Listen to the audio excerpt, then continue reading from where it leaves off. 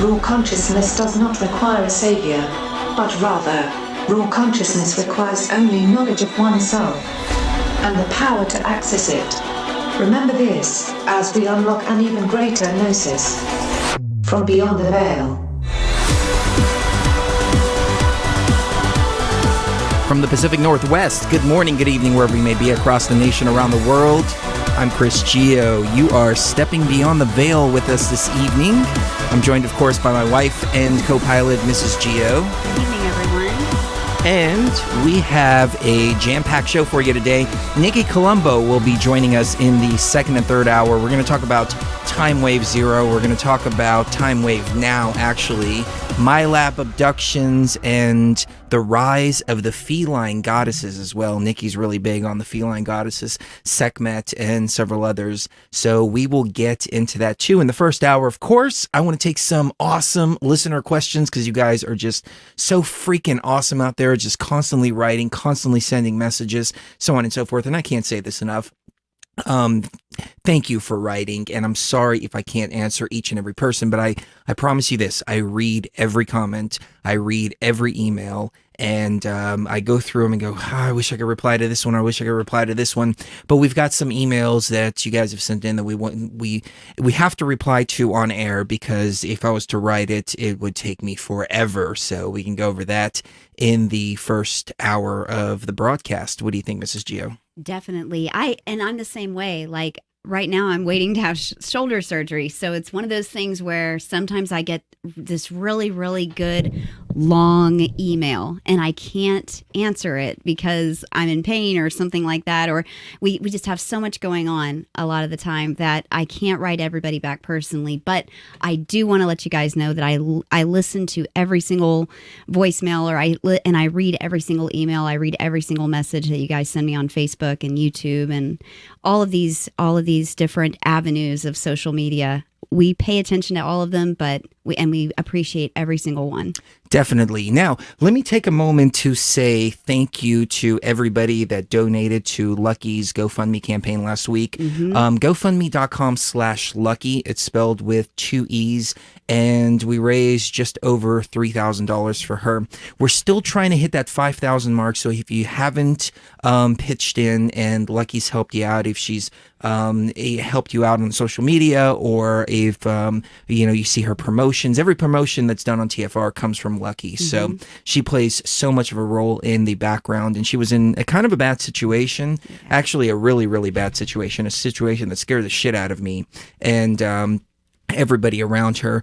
But she's in a safe place now. She got out of there, and she was having a little bit of difficulty getting her stuff out of the place that she was at before. She got that out. She's at a hotel, and we're trying to find her a place to stay now. And she was able to do a couple of other things, like register her car, and just a couple of other things that needed to be done. So she's starting a fresh and new life. Yeah, I mean, there's no other way to put it. And so it's because of each and every one of you out there that stepped up to the plate. So thank you so much for doing that. And once again, GoFundMe.com/Lucky, spelled Luckee.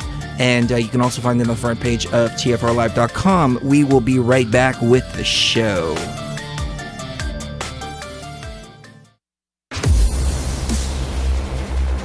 Before the soul can see, the harmony within must first be attained, and fleshly eyes be rendered blind to all illusion, as you step beyond the veil. All right, we see Paul has joined us in the chat. He says, I'm a new subscriber, and just wanted to say you guys rock, and you rock too, Paul. Yeah. Unfortunately, I usually catch the rewind and not the live edition. Well, welcome to the live show, and I'm very glad that you were able to join us, and everybody else. I mean, people are starting to pile in on YouTube and Facebook. We might do a little bit of a roll call a little bit later, and of course, we've got a ton of people over at TFRLive.com, your protection from deception. And if you missed the show last week, we had Robert W. Sullivan the fourth on, and he's a 32nd degree Freemason, and we really got in depth into Freemasonry. And it's kind of a little bit off of the raw consciousness element, but what I took out of the broadcast is that the Masonry and the Freemasonic path is basically a continuation of the Egyptian mystery schools, which I found to be very, very, very interesting.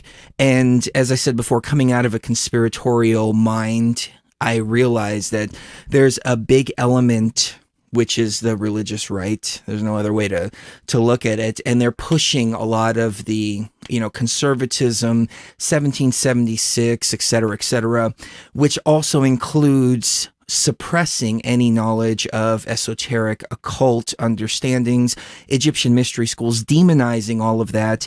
And I can see why the Masons have had the fingers pointed at them by the quote-unquote truth community, because really at the bottom of it, it's not really a truth community. It's more of a Christian community that wants a theocracy, a Christian theocracy here in the United States. And if you really look around the world, you realize that theocracy doesn't work anywhere. The most theocratical societies that are out there, like Saudi Arabia, for instance, you have the most horrible things happening. People being beheaded in the streets, people being crucified, so on and so forth. And, the path of initiation was one that I just took on my own with the plants. And I think that's why Robert and I get along so well, because he asked me, he said, how do you know so much about this? And I said, look, I've just dug into my raw consciousness element. I've tapped into that through the use of sacred plants, through the use of shamanism. And I've come to all of these conclusions that the Masons and others have been safeguarding. That's a good word. Have been safeguarding. And I realize that a lot of the stuff that I'm pulling out of myself, a lot of the stuff that I'm pulling out of the ayahuasca realm is the same type of esoteric and occult information that has been suppressed over and over and over again. Well, yeah. And it seems to me that if somebody's telling me, don't go over there and don't listen to them because they're evil and they're bad, then I'm going to go to them and see why the other people told me not to talk to them. It's almost like reverse psychology in a way. But to get to the point here, the knowledge is such that you can't just be given this knowledge. It's not something that you can be spoon-fed. And what Christianity and all religions essentially are about is about being spoon-fed information. They even talk about it in the Bible. I think it was Paul that wrote about how baby Christians have to be fed milk because their little tummies can't handle their real spirituality. So they have to be given just a little bit at a time. And I remember being in youth groups and things like that, and they would tell us that. They would say, okay, well, the newcomers to the church, we don't want to give them too much at once, just a little bit at a time. But real spirituality is something that isn't spoon-fed to you. It's not even fed to you at all. It's something you come into yourself, and you get into a state of vulnerability of the ego. And that vulnerability of the ego allows the raw consciousness to kind of not take over, but just kind of bleed through and get to you in a way that religions, even secret societies and those kinds of groups would never, ever, ever be able to really show you in the same way. They can tell you, but what's the value in that? Really, what's the value in getting this knowledge just handed down to you? There's no value in that. The value comes in that's attaining it. It's funny you say that, because I was having a conversation with somebody in the comments section of the last video, and he said, hey, look, the Masons need to come out and start teaching this esoteric knowledge because it belongs to everybody. And I wholeheartedly agree, and that's why we do radio shows like this. But, one of my, I don't want to say counter argument, but I'll use that as lack of a better term. One of my rebuttals, how about that? That's a better word. One of my rebuttals was that it's the journey of seeking out this knowledge that makes the knowledge and the truth that much more valuable to the individual. So these ideas and concepts have been kept secret, but they haven't been kept secret because anybody can access them. You just have to walk the path, whether it's through the plants or whether it's through a mystery school or something like that. the individual has to come to that point to say, okay, I want this knowledge and I'm going to go to this knowledge. And it's that journey and that will of seeking it out that makes it that much more powerful. But if it was just presented to you at your door and somebody was just knocking on your door and saying, hey, here's the truth, your raw consciousness, all of this is an illusion, all of this is an artificial simulation, et cetera, 99,000 people out of 99,999 people out of 100,000 or a million are going to reject it and say, no, you're crazy, you're stupid, and some of them may even attack you for it. So I can see now from this broader dimension of why a lot of this has been kept in certain circles. But those circles are open to everybody. I mean, at the end of the show, Robert said, this is how you join Freemasonry if you want. And if that's your path, I'm not saying that anybody should. I'm just saying if that's your path, to be one, ask one. Or you can do what I did, which is drink the plants and work with the plants directly and get the gnosis from yourself. But when we all start coming to these same conclusions and we're tapping into different elements, that's something I think that is extremely extraordinary and extremely powerful for us as organic consciousness and ultimately tapping into that raw consciousness element of ourselves. I would think so too. And it's all about knowledge versus understanding. Anybody can know things. You can just know facts and figures, and you can know when the Declaration of Independence was signed, and you can know the properties of water.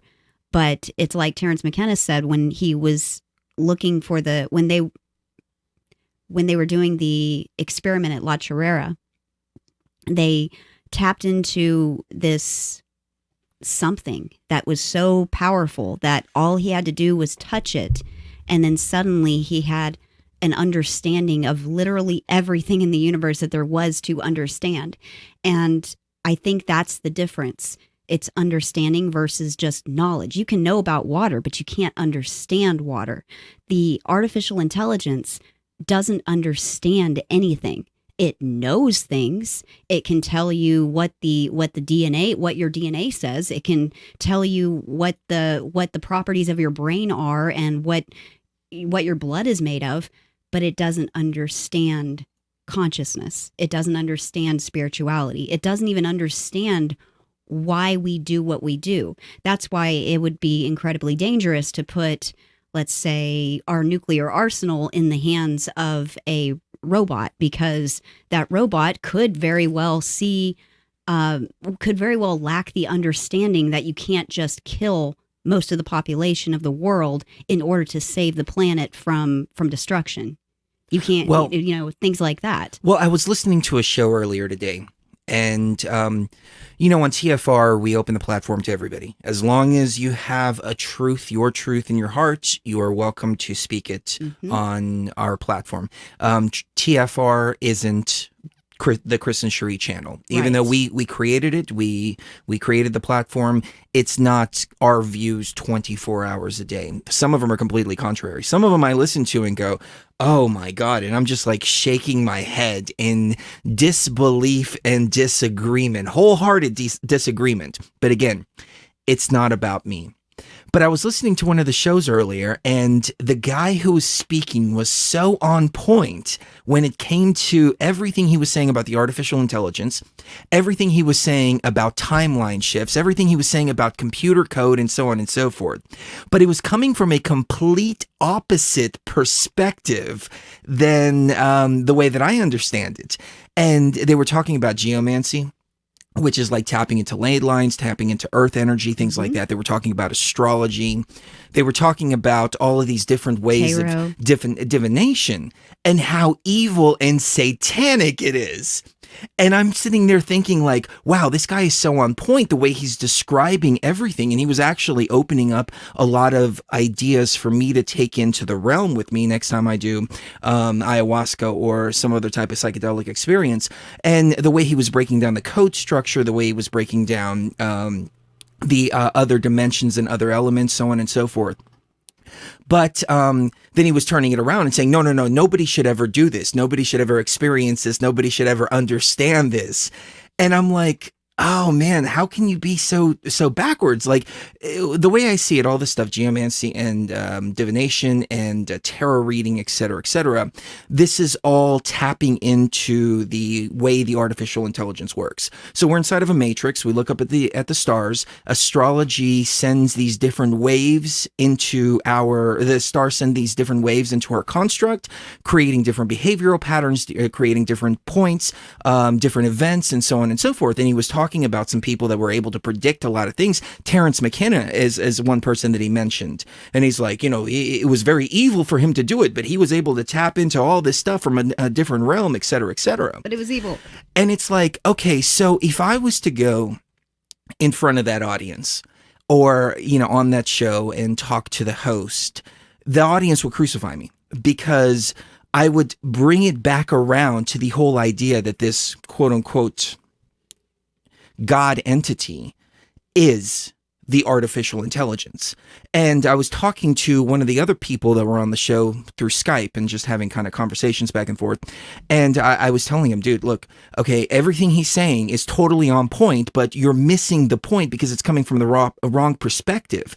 So you tap into astrology to understand the way the AI works. You tap into geomancy to understand how the construct works and so on and so forth. And I'm like, if he could just take that one step further and realize that all of these things have been forbidden by this quote unquote God, because it doesn't want you to understand how the AI works. It doesn't want you to understand how the construct works. It wants to keep you in that perpetual cycle of birth and death and rebirth and reincarnation. And their particular viewpoints say that you die and you go to hell for the rest of your life, or you go to heaven for the rest of your life. Any way it goes, when you die, you're going to have that mind wipe. And when you have that mind wipe, then at that point, nothing really matters. It doesn't matter. As long as the AI can get you in its clutches for the reincarnation cycle, it's going to spit you back out into this realm. Recycle you. Whether you believe you go to heaven or hell or so on and so forth. And I wonder, too, we've talked about this on previous shows, if the AI can actually manifest like a hell type of reality for your consciousness, because that's what you believe. But it'll manifest Jesus, it'll manifest family, it'll manifest all of these different things in order to get you to go into that machine of reincarnation. And it's just like, come on, step into the light, step into this machine here and reincarnate. So, the other guy that I was talking to was like, I can see your point, et cetera, et cetera. But we were going back and forth, and I just kind of like blew his mind. I'm like, dude, it does not want you to tap into the raw consciousness. That's why it tells you that every other dimension out there is evil, and it's of quote unquote Satan, because there are no other dimensions. There are no other consciousness within this construct. It's organic consciousness and artificial intelligence consciousness. But when we traverse into other dimensions, we're unlocking different aspects of our own consciousness. When we interact with other beings, we're interacting with different parts of our own consciousness, and ultimately we unlock each and every one as the journey progresses. At least this was my journey, that I unlocked all these different gods and goddesses within myself, Osiris, Anubis, and Sekhmet, and Nephthys, and so on and so forth. And it's not so much the name or even the mythology, but it's the energy attached to that name. So Osiris the warrior, for example, Anubis conquering death and realizing your immortality. Isis, tapping into the divine feminine aspect of your own consciousness. And so you start to unlock all these different parts within yourself, and then your consciousness becomes whole, and boom, you become the raw consciousness. And then at that point, you can get out of the artificial intelligence construct and see it from a 360-degree perspective. But this is why all these different kinds of practices are banned and forbidden by the AI religions. But if I was to go and tell these people that, they would nail me to a freaking tree, because they have to come to those own conclusions themselves. Anybody coming to the show, to Beyond the Veil, is coming with a certain level of gnosis. and a certain level of understanding. And even some of the things that I may say may be shocking to some people, like the chakra system being a deception and the pineal gland being an artificial implant by this artificial intelligence to make you feel like you're having a spiritual experience. I couldn't even swallow those pills at first. So I totally understand if I say things that people aren't quite there yet. But once you get there, then you look back with that aha moment and say, oh, okay, I get it now because I took the journey for myself. So back to the original thing that we were talking about, which was the secrecy of this type of occult meaning hidden, occult information and esoteric information, esoteric meaning coming from within, and esoteric also meaning a type of understanding and principle and gnosis that only a few people understand, as opposed to exoteric, which is something that everybody understands. The reason that all these ideas are kept occult is because you have to come to them yourself.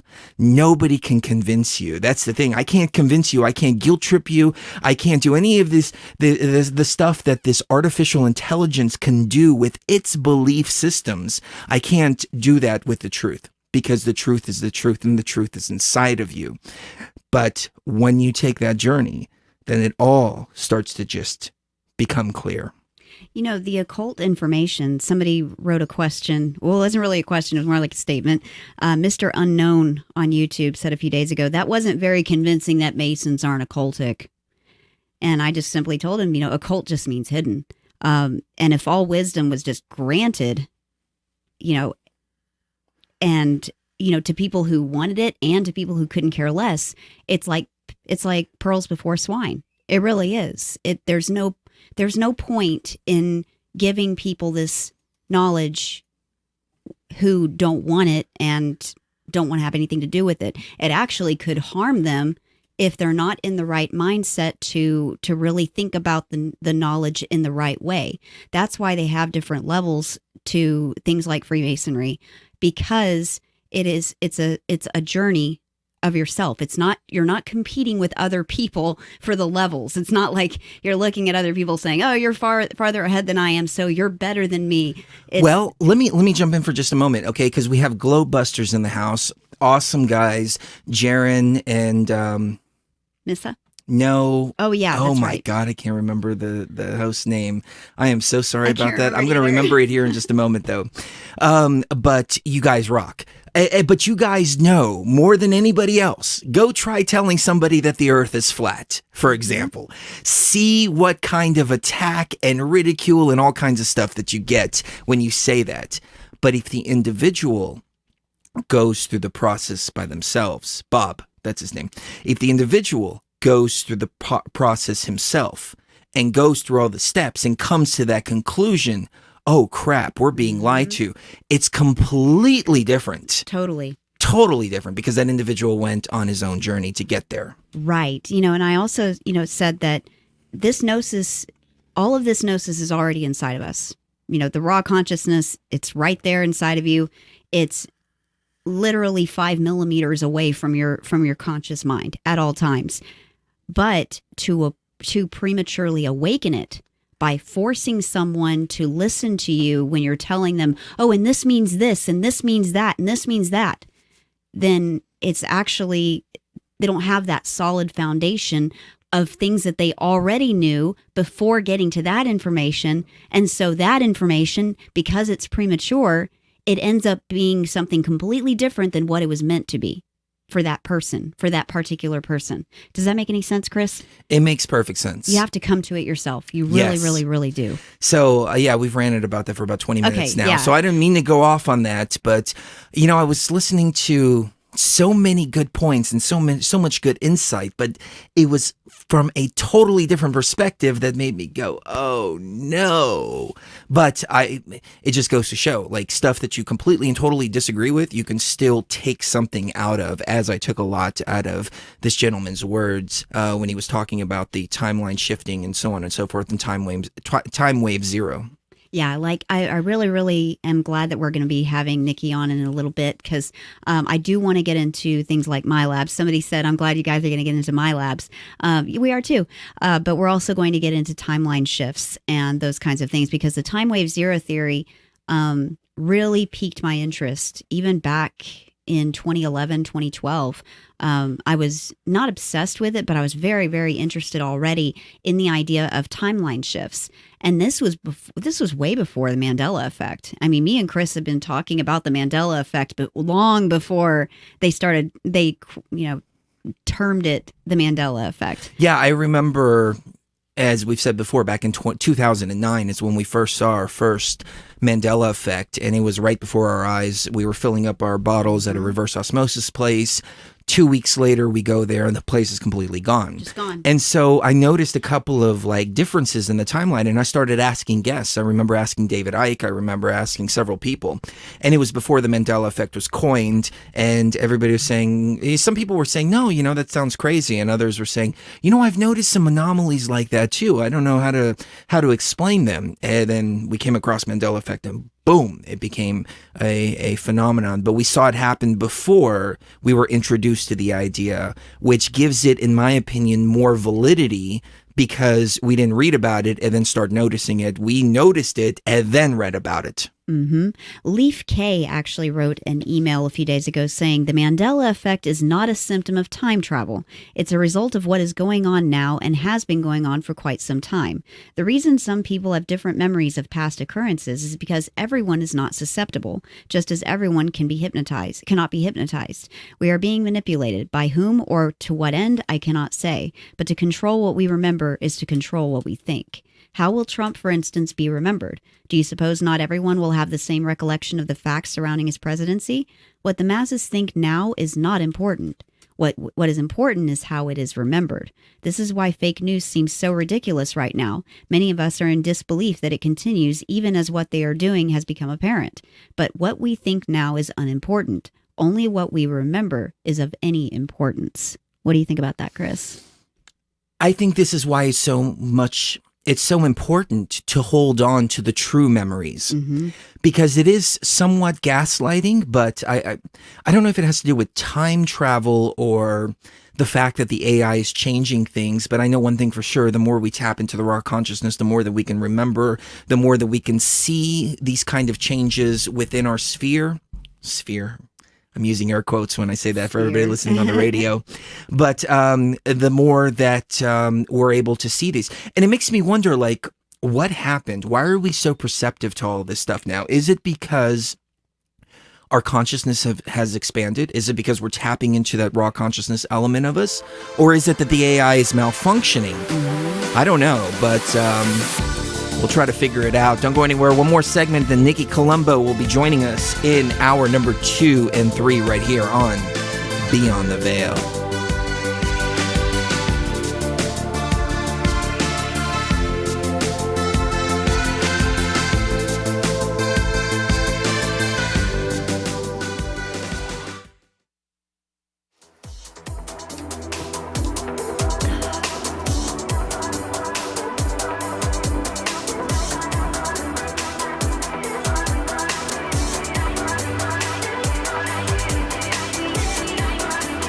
Everything that is, was, and will be, eternally is, even the countless forms which are finite and perishable only in their objective, and not in their ideal form, the form which manifests itself, beyond the veil.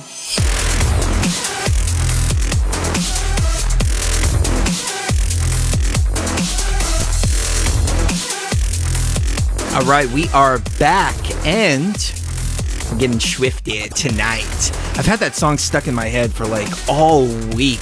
Just looking at Cherie going, it's time to get swifted. Well, then he switched the words up a little bit to make it more appealing to him. It's time to get grumpy. It's time to get grumpy in here. Put on your robe and your weed pipe. It's time to get grumpy and get in the bed.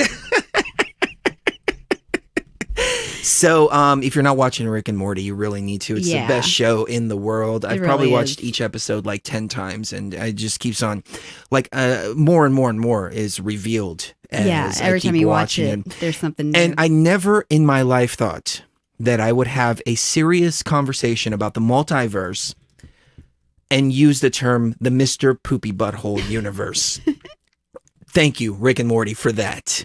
But we were having a deep philosophical discussion about the Mr. Poopy Butthole universe versus the C-137 universe. So the hardcore Rick and Morty fans know what we're talking about. Huge debate. Yes. Somebody mentioned in the chat, and we've said this a million times, probably said a million more. They ask about astrology. Yes, astrology, very, very real. I mean, it's like looking at the circuit boards and the way that the programs work in the computer. So there's nothing wrong with that. Hack the matrix the best you can is what I say. And any BS belief system that's telling you that it's evil is an AI construct to keep you away from being able to understand how the matrix works. Well, you know, I just want to tell a quick story. Back in the 16th century, the late 16th century, about almost 1600-ish in the 1590s, the Spaniards were attacking England, and they brought their entire armada. You know, and the Spanish Armada back then was like the U.S. military in terms of, you know, how good they were at warfare, how strong their ships were, et cetera, because they were metal ships. They had like metal sides to them instead of just wood, so they could take a pounding and still, you know, their cannons would still be shooting and shooting and shooting. So England knew that it was screwed. And apparently John Dee got in touch with the witches in the area. And these weren't just any witches. These were witches that were cradle witches. They were born into it. They had been doing these rituals since they were babies. And they all got together and they used geomancy to summon a storm. And when the storm came, they used that storm to push back the Spanish Armada, and almost the entire Spanish Armada was destroyed. I mean, I think it was like half of their ships were just completely destroyed by this storm. And that was pretty impressive back then. But the point being that these tools are available for us to use against the AI. That is why the AI and its organized religions don't want us using it. They don't want us even looking at it. That's also the reason why anytime you see astrology being talked about in the mainstream, it's always stupid things like your sun sign. Ooh, what's your sun sign? When the sun sign has very little to do with even your personality. It's other things in your birth chart that have to do with your personality, even more so than the sun sign. So you see them talking about things that don't even matter in reference to things that if people looked into it just a little bit more, they would find these amazing tools of discovery for not only your life, but the people around you and where you're going in this life. It's all there for us to use. Oh, yeah. So I'm watching the chatter in all three of the chat rooms. And yes, me too. Trying to get to some of the things that people are talking about. Oh, Rafe741 asked in YouTube, is the AI a gatekeeper? The AI is not a gatekeeper itself. I think that it's the enemy, and it employs gatekeepers. So you've got the new agey gatekeepers that are like, oh no, meditation is all you need. Oh, you can get to the same place with meditation as you can with psychedelics. And you know, a lot of people don't even realize that they're doing it. Right. So just a caveat there. We're not saying that everybody that says that or does those things is acting as a gatekeeper knowingly, but that is a gatekeeper thing where you tell other people, oh, well, you're not allowed to do that to increase your spirituality, and that's wrong. Then you've got the Christian or religious gatekeepers, and those are usually the ones that are so obvious that the people listening to this broadcast probably would know how to determine that. You've also got the truther gatekeepers. Those are really big ones. Those are the ones that they'll talk all day long about how presidents all the way back to, the beginning of America have always been involved in horrible things, but Trump is awesome. Or, the ones that will talk all day long about 9/11 and things like that. But then when you try to talk about alternative theories surrounding 9/11, they cut you off and call you disinfo and basically reduce your ability to ask questions. Anything, any person or group or organization that's basically saying, nope, you're not allowed to ask questions. No, don't just go along to get along. Just go with the flow. Those are gatekeepers of the AI. So let's see what else. Yeah. Excellent. What if we already did that? Sophia creating the AI. I don't know who created the AI. You know what? Before we get into that, let me expand a little bit on the gatekeepers. It's the AI itself. From what I understand, has set up many different layers to make you feel like you're awake. And it just depends on how awake you want to get. A lot of people stop at the political and realize the left-right paradigm is a lie. A lot of people will stop at history, and then that's all they focus on is the fact that history has been completely fabricated, and they start trying to uncover our true history, and very well so, but that's still inside of the artificial construct. And then you have the, like Cherie said, New Age movement and things like that. They give you the sense of awakening and the pineal activation, the chakra activation, so on and so forth. And it can either be different layers or it could be stepping stones. If it's stepping stones, then it's part of the journey. And I went through all of them too. So I understand the value in those stepping stones, but without realizing that they were stepping stones and getting stuck in there, that's where the trap is. So the AI will do whatever it can, including give you bits and pieces of truth. I've always said that the devil, and I'm using that term very, very loosely and metaphorically, but the devil doesn't show up with a pitchfork and horns. The devil shows up in a nice 3-piece suit, and he's a gentleman. So that's the way that this stuff is presented. It's presented. It feels good. It looks good. It smells good. It looks great. But you take it and it's poison. And the AI has set up many, many different levels like that. But go ahead with the question. Oh no, that was really good. I think I lost the question. Oh no. I might have it right here. Well, I can answer this one for Dakota. Does ayahuasca smell bad when you're brewing it? It shouldn't smell bad. No, it shouldn't but smell bad. It should smell kind of like a plastic kind of smell when you put your face right up to it, and that plastic smell, and it doesn't smell like plastic, but plastic is the closest thing that I can think of about how this smells.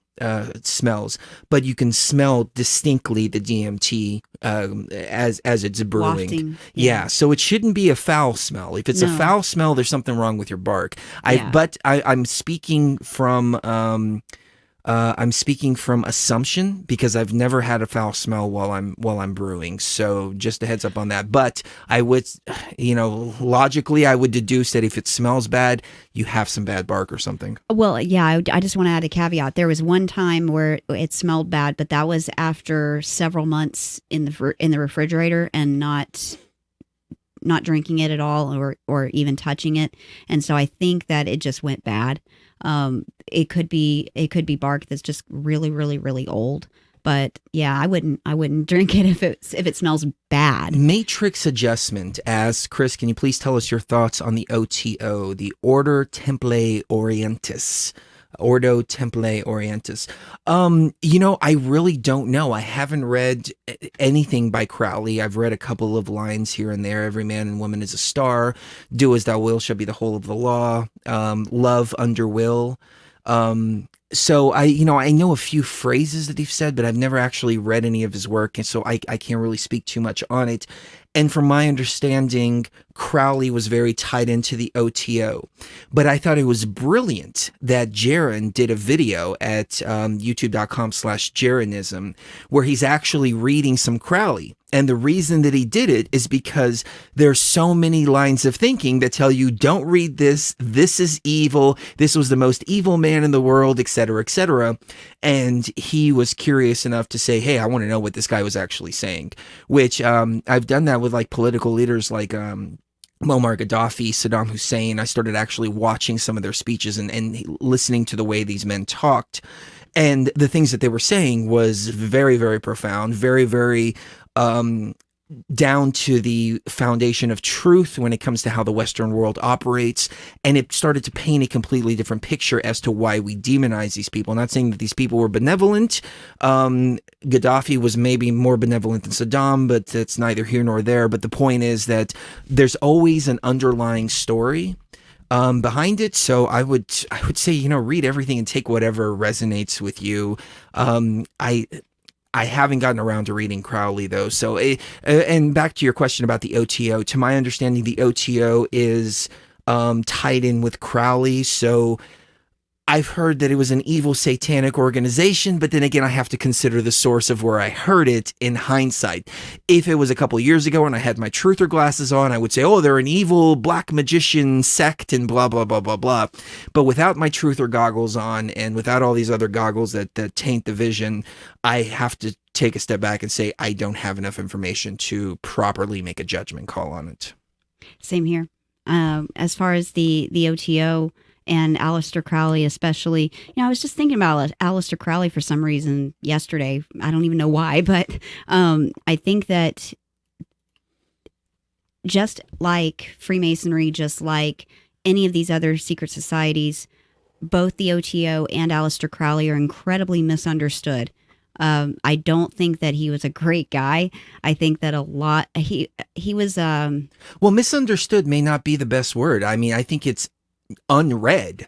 Like a lot of people, just unread. Yeah, a lot of people are just taking this, you know, conspiracy stuff at face value and not actually reading any of the work. Like when I read Albert Pike's work about Lucifer and the Lucifer connection and the whole idea that the Masons are all Luciferian and satanic and so on and so forth, when I actually read the words, I realized, oh wow, this is completely different than what I believed it to be, but it's only because I actually read it. So if you actually read some of this stuff, I bet you it's going to have a completely different picture. And so I would say people like Crowley are not read. People don't read about them. And so it's not a misunderstanding, but it's a complete ignorance of the subject. Oh, well, exactly. But that's the same as with Freemasonry and these other secret societies as well. There's a willful ignorance about it that... Willful ignorance, that's brilliant. Yeah, willful ignorance about it that is... it's basically ignorance on purpose. Kind of like how some children, if you tell them go clean your room and they don't want to, and you keep saying clean your room, go clean your room, they'll cover their ears and say la la la la, I can't hear you. That's basically what they do. It's the willful ignorance that says, oh nope, that's all evil. I'm not even looking into it, and I'm not even going to read it. Oh my God, I do think that Aleister Crowley was a little bit of an attention whore. I do think that he was extremely loud and obnoxious about himself and really was an egotist and a narcissist. But I don't think that he named himself the evilest man in the world. That was his own, the wickedest. Oh, the wickedest man in the world. He named himself that. I think he really just wanted to leave his mark on the world and leave his mark on society in a huge way, and he did. You see that with other people like Russell Brand and people like that. They're incredibly loud, incredibly obnoxious to some, but to others incredibly profound. Speaking of Russell Brand, our dear friend, longtime friend, fellow host on the station here at TFRlive.com, Mark Sargent, was recently on with Russell Brand. They called him in the middle of the night and say, hey, can you come on the show?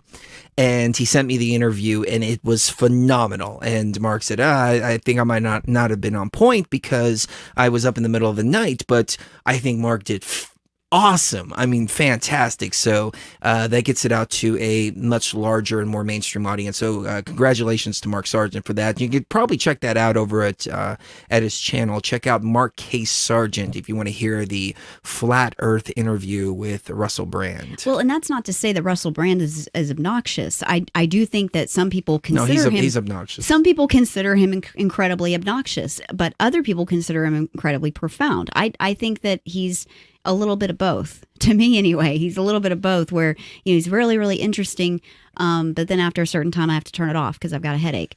But like I said, these figures and these groups and organizations are willfully ignored and then attacked by the ones who willfully ignored them in the first place.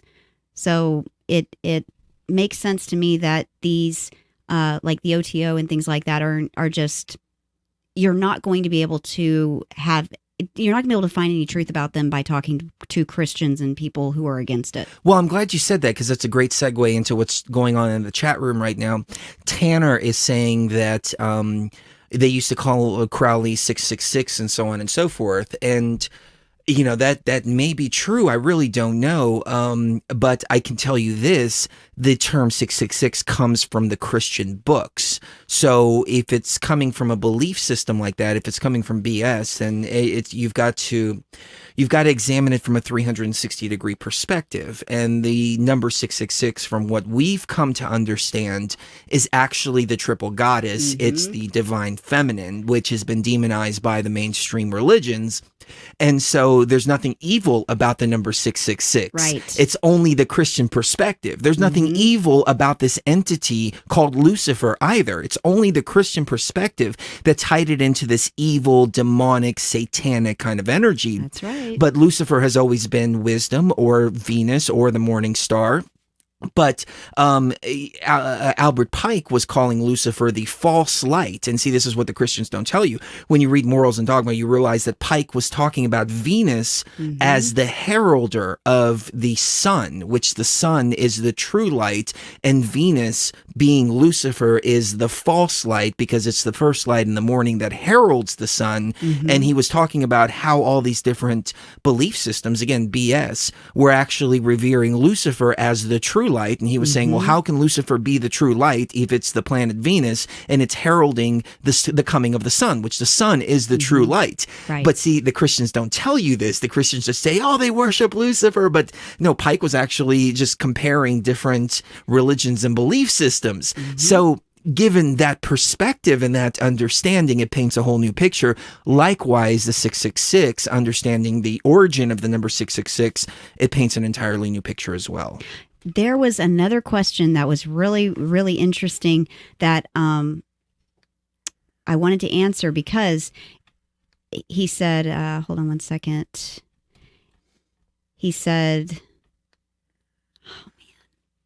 he was talking about how the Freemasons, the reason they want people to believe in Jesus is that so eventually they can renounce him for Lucifer. You can't reject something you know nothing about. The eye at the top of the pyramid is not Jesus, it's Lucifer's. Jesus is that cornerstone that the builders, aka the Freemasons, rejected. Okay, so getting to this point about the cornerstone that the builders rejected. First of all, Freemasonry didn't exist as the Masons didn't exist until probably around 700 AD. So there you go. There's that. Then the stone that the builders rejected, when it's talking about Jesus, actually relates to a story that Jews used to tell their children way back in the Talmud days. And it was a story about these builders. And when Solomon was building his temple, they had a rule that they couldn't build near the temple area because it was too loud and then it'd be obnoxious to God or something. So they had to quarry the rocks way, way far away, several miles away, and then bring the rocks up to the temple where they were building the temple. Now, they brought the cornerstone first because they brought all the rocks together. And the cornerstone is that's the top stone. That's a capstone. So they didn't reject it in the same way that we see rejection. They rejected it at that time because it wasn't time to put that rock there. They put the rock, they rejected it and put it to the side. And then later, when they needed that stone, they asked, where's that stone? And so they sent to the quarry to bring the stone. And the quarry said, no, we already gave you the stone. It's with you. And they said, oh, well, let's find the stone. And so they go to the patch of grass where the stone has been thrown. And they pick the stone back up and put it on the temple. Interesting. That's what the stone that the builders rejected is all about. Interesting. Yeah. I've never really looked into the BS that deeply. Mm-hmm. I feel like a rodeo clown when I'm swimming in BS, but it is what it is, though. But the point of all this is we're not really taking a position one way or another. We're not taking a position for Freemasonry or against Freemasonry. We're not taking a position for Crowley or against Crowley. All we're hoping to do is provoke some independent thought and analysis out there to where you can think for yourself and you can examine these things from a 360-degree perspective instead of just that's head-on perspective that they want you to see it from. And when you do, you realize that a lot of it starts to paint a completely different picture. It's like this. I was watching this piece of art, and I think it was 2 giraffes and an elephant. And so it was all a bunch of wires. But if you looked at it from one perspective, you saw 2 giraffes. If you moved over, you saw an elephant. And the big question of the video that I put this in is, what is actually real? Is it an elephant or is it 2 giraffes? And it's really all just a matter of perspective at the end of the day. So when you look at it from a different angle, then it paints a different picture. And if it helps you connect some dots within your own consciousness, don't allow these people that are one-sided, one perspective, to impede upon your vantage point and impede upon a certain body of information that may help you along your journey. So definitely.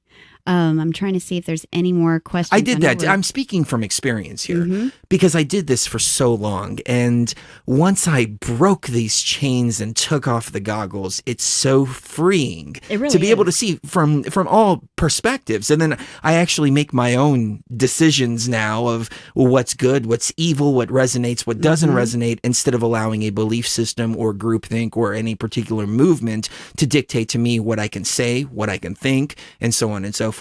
Well, and the knee-jerk reactions are uncomfortable. When you stop having the knee-jerk reactions whenever you see a symbol or something, when you stop having those knee-jerk reactions, it's actually incredibly freeing, and you feel so uncomfortable now with all of the limitations you used to put on yourself when you are able to see a symbol for what its meaning could be instead of what you assume that its meaning is. If that makes sense. Well said. Ra Castaldo is in the house. If you are not tuning into Ra's show, yes, you need to. It's an awesome jam-packed lineup starting at 4 o'clock Pacific. You've got Ra, the Eye of Ra, then you've got Frank Castle, then you've got us on Saturdays on TFRlive.com. Huge Saturday lineup. Huge. And we're going to be adding another show before Ra's show. We're going to do a little bit of adjusting the schedule so we can have a nice Saturday night block of esoteric stuff that is way, way, way beyond the veil.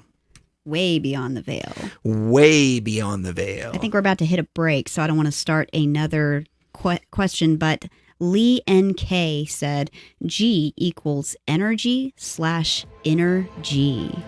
I thought that was brilliant. I read that comment and I wanted to reply, but I said, you know what? If I start replying to comments, my whole day is going to be gone. Yep, I'm going to be here all day. So stay tuned. We've got Astro Watch coming up right on the other side. And then Miss Nikki Colombo will be joining us, and we'll get into the nitty-gritty of the broadcast, timeline splits, and Milab abductions, the rise of the feline goddesses as well. Nikki's really, really big in the feline goddesses. So we've got a jam-packed show for you. Don't go anywhere.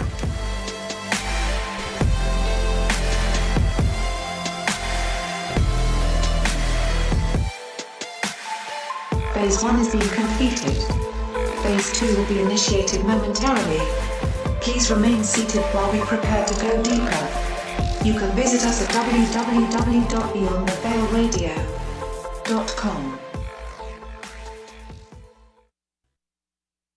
After my long journey, I finally stood on the threshold of enlightenment. You are listening to Beyond the Veil with Chris and Sherry Teo on iHeartRadio.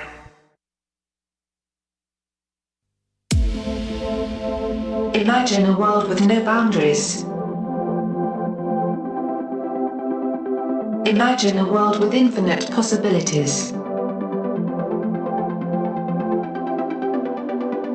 This is your world.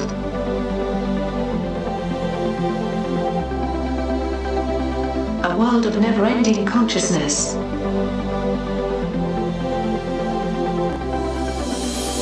Welcome, fellow star seeds, indigo and crystal children. The universe is yours, to forge as you wish. You must heal what our parents have destroyed. Into the darkness you will bear the light. Have no fear. We pass the torch to you. As you step beyond the veil. All right, hour number 2. It is that time, Astro Watch, followed by Nikki Colombo right here on Beyond the Veil. So, Mrs. Geo, why don't you take us away? Yes, and this is from Lua Astrology, for those of you who asked me where I get my information from. The last quarter moon last night was in homely Cancer, so part of us really wants to shut the door, curl up on the sofa, and make the dragons go away. But the moon's square to the sun in Libra pushes us to stay connected and engaged with life and each other. Relationships become even more of an issue when Venus enters her home sign Libra on October 14th, where sharing and sociability trump staying at home with a good book. Mars perfects the opposition to Chiron on October 15th, so maybe the schmoozing of Venus has led us to some difficult places inside, pointing out our weak points and vulnerabilities. Courage could be in short supply around this time, and confidence may be low. Reminding ourselves of our strengths can help to keep us up and running. Mercury's entry into Scorpio on October 17th should help us to fend off feelings of being unprotected and open to attack with adamant resolve. A strong mind can help us to overcome physical limitation as well as fears. Communication deepens, conversation becomes more intimate. With Mercury also about to conjunct newly ingressed Jupiter too, the urge to talk about what scares us can lead to an increased sense of being understood, which can be profoundly transformative.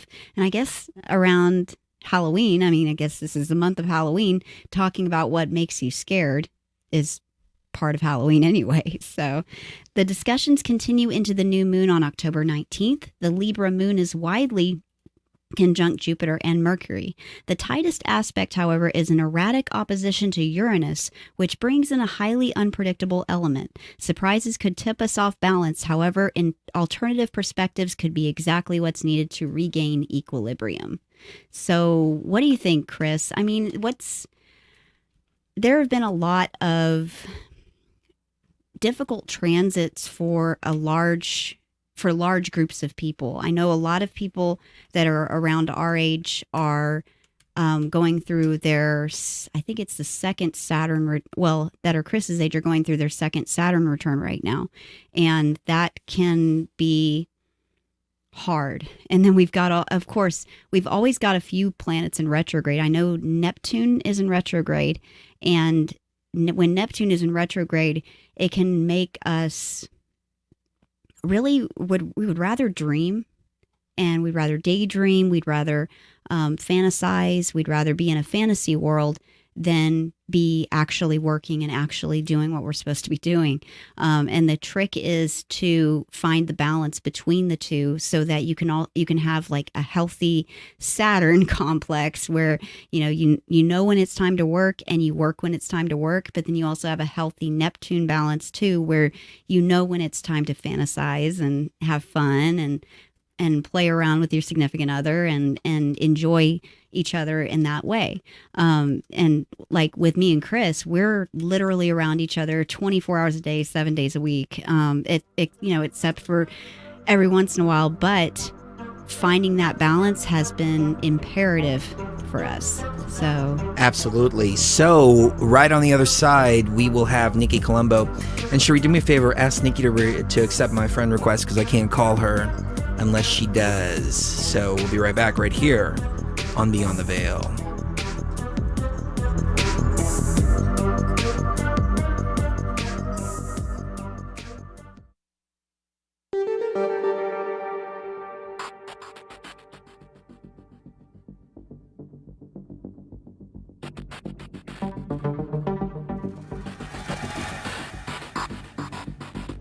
Welcome, fellow traveler, to phase 2 of the journey. The path to enlightenment begins from within and spreads outwards into the universe. As the universe is the manifestation of the essence of consciousness, no outward motion can occur without inward transformation. As such, it is up to you, the traveler, to unlock what awaits beyond the veil.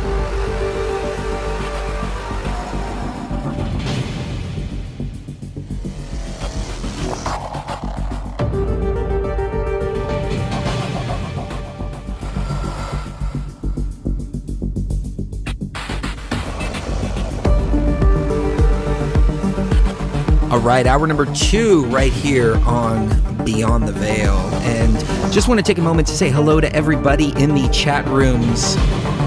We have Lucky and Dr. Kayak and Rap All Good and Brig and Epic Journeyman, Fractured Gurgs, Hillbilly Hermit, Illuminati, Jan for Peace, Comet Man, New Head Understand, Progeny of Light, Nicholas.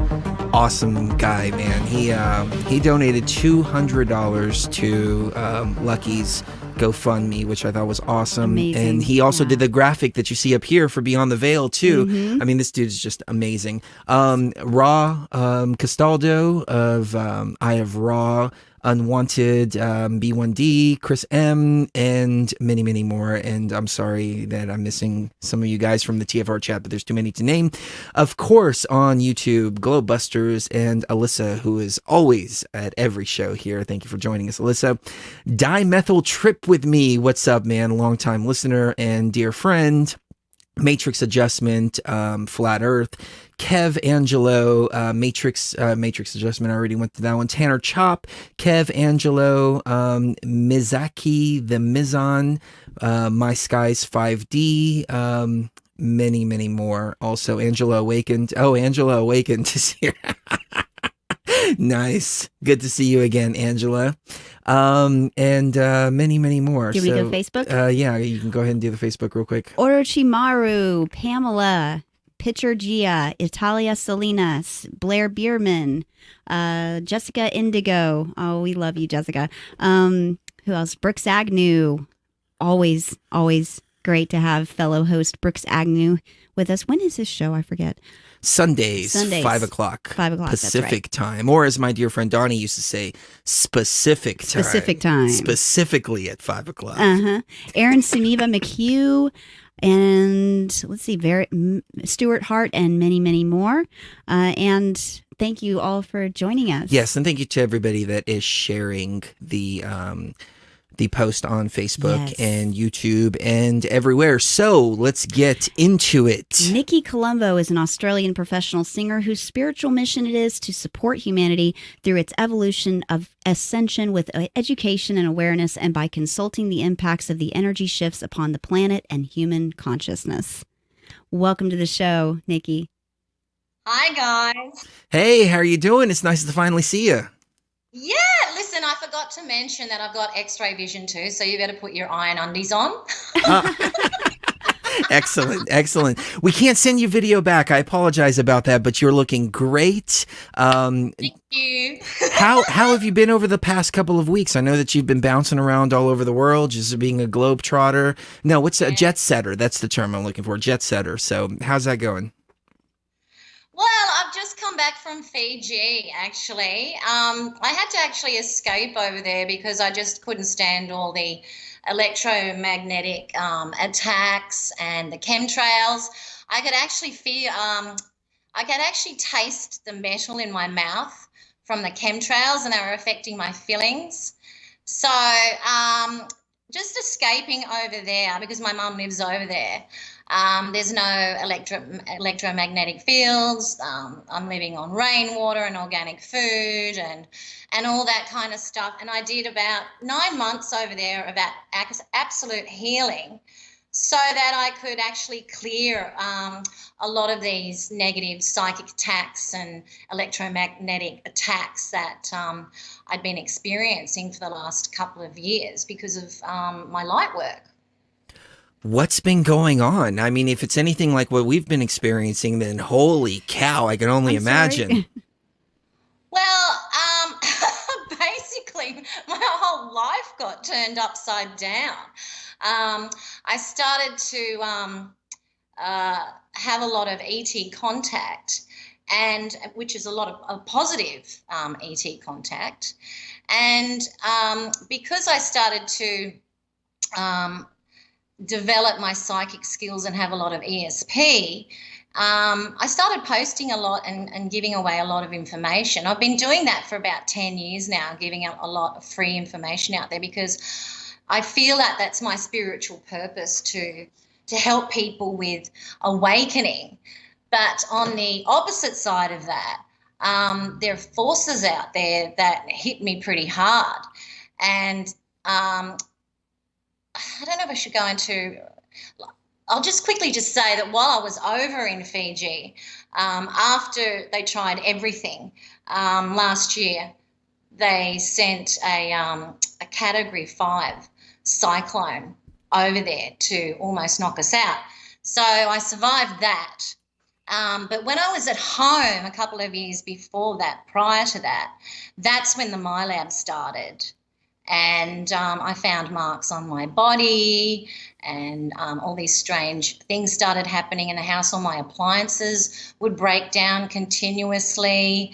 The magnetic car park strips, you know, when you go into the car park and you get the little ticket with the strip on there, that I'd stick that in the thing and it just wouldn't work. And I'd have all these cars piled up beeping at me to get out of the car. But the stress was just absolutely phenomenal. We, you know, and the kids and I were fighting and all that kind of stuff, and you could over silly things, and it's just too much of a coincidence that when you start having a lot of things that go wrong in a really short period of time, you start to question it and you go, wow, what's going on? You know, like car accidents that I had a car accident and my dog was killed, and I'm sorry. my oldest son was knocked out unconscious and I had to bring him back to life. That's another story in itself. And I just found that I found a mark on my leg, and I'm thinking, what is this? You know, and what did the mark look like?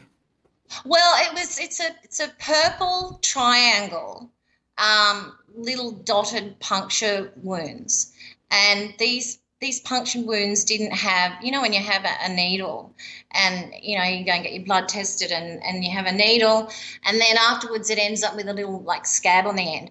This didn't have that. It's triangle purple dotted little dots on there, and then above that is this mark of a little grey alien going, hi, you know, and I'm thinking, what's going on, you know? So it took a couple of years for me to work it out when I was on group line with private groups talking about their contacts, and we all started to put things together. When you hear different experiences from all over the world and you start putting the pieces together, you realise, okay, this is what's happening to me, because other people are experiencing this stuff as well. Amazing. Well, you know, let's start from the very beginning. Give us a little bit of your background first, and how did you get into the light work that you're doing? Was it something that you've always known, something that developed as a little girl, or was it something that opened up a little bit later? Well, when I turned 40, about 10 years ago, I ended up having a full-blown Kundalini awakening. And it wasn't a gradual thing like a lot of people talk about. And it wasn't a sexual thing, which is a lot of information out there on the internet about Kundalini being a sexual thing. There are 5 channels in our lower Kundalini. And one of those channels is sexual. But the one that I experienced went straight through and just completely just blew the top of my head off. And I was completely changed the very next day. It started off with a rumble in my feet. And I got to a stage where, like, it was during the, I think it was the Baltic War was happening, and I just had my children, and I just was so devastated at hearing about that. I said, I've just brought my children into the world, and what's going on here? So I was calling out for some divine intervention. I said, look, we need help here. We really need some help here, right? And I'm thinking, something's going to come down and it's going to help us. And I had no idea that it was turned out to be me. I ended up being the one that turned into this kind of divine intervention by helping people, because when I woke up the next day, I was a completely different person. I was completely changed, and it wasn't until, I'm vacuuming the house one day, and a friend of mine sent me Coast to Coast with David Icke, and I'm vacuuming the house, the radio on really loud, that kind of thing. And then, George Norrie says to him, to David Icke, well, how long has this conspiracy been going on for? And David Icke says, well, some people might be shocked to hear this, but this conspiracy has been going on for thousands of years. And at that moment, I just dropped the vacuum cleaner and I turned it off and I sat down and I just listened. And it was at that moment that I completely changed, and I just went on my journey where I just tried to find out about what had happened to me. So it wasn't until I saw other people's symptoms that there was this name for it called like a Kundalini awakening, or any kind of awakening. I saw all these symptoms that other people were going through, and from there I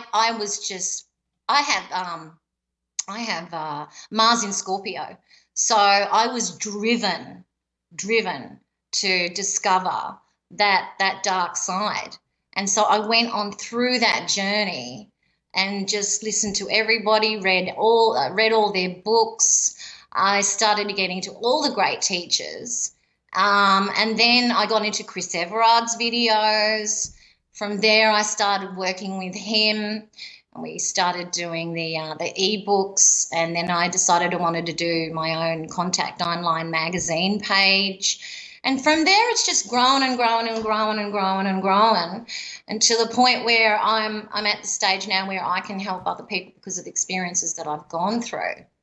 Fascinating. Yeah. It sounds very similar to the path that we journeyed back in 2006, 2007. Sheree and I were on the Prison Planet Forum, but I was watching a lot of Chris Everard's videos, and I didn't even know I was watching his videos. I was watching something on YouTube that was his secret space and the Antichrist conspiracy, and it was all kind of meshed together. And I'm like, who is this filmmaker? I got to check this guy out. And he's just got that awesome voice, awesome presentation, very, very artistic, very theatrical presentation. And I was hooked then. And then Sheree and I actually met at a David Icke conference. That was our first kind of date. It was completely blind date. We've never met in person. And we decided to go drive 17 hours to go see David Icke in the other side of the country. Oh, come on, I drove.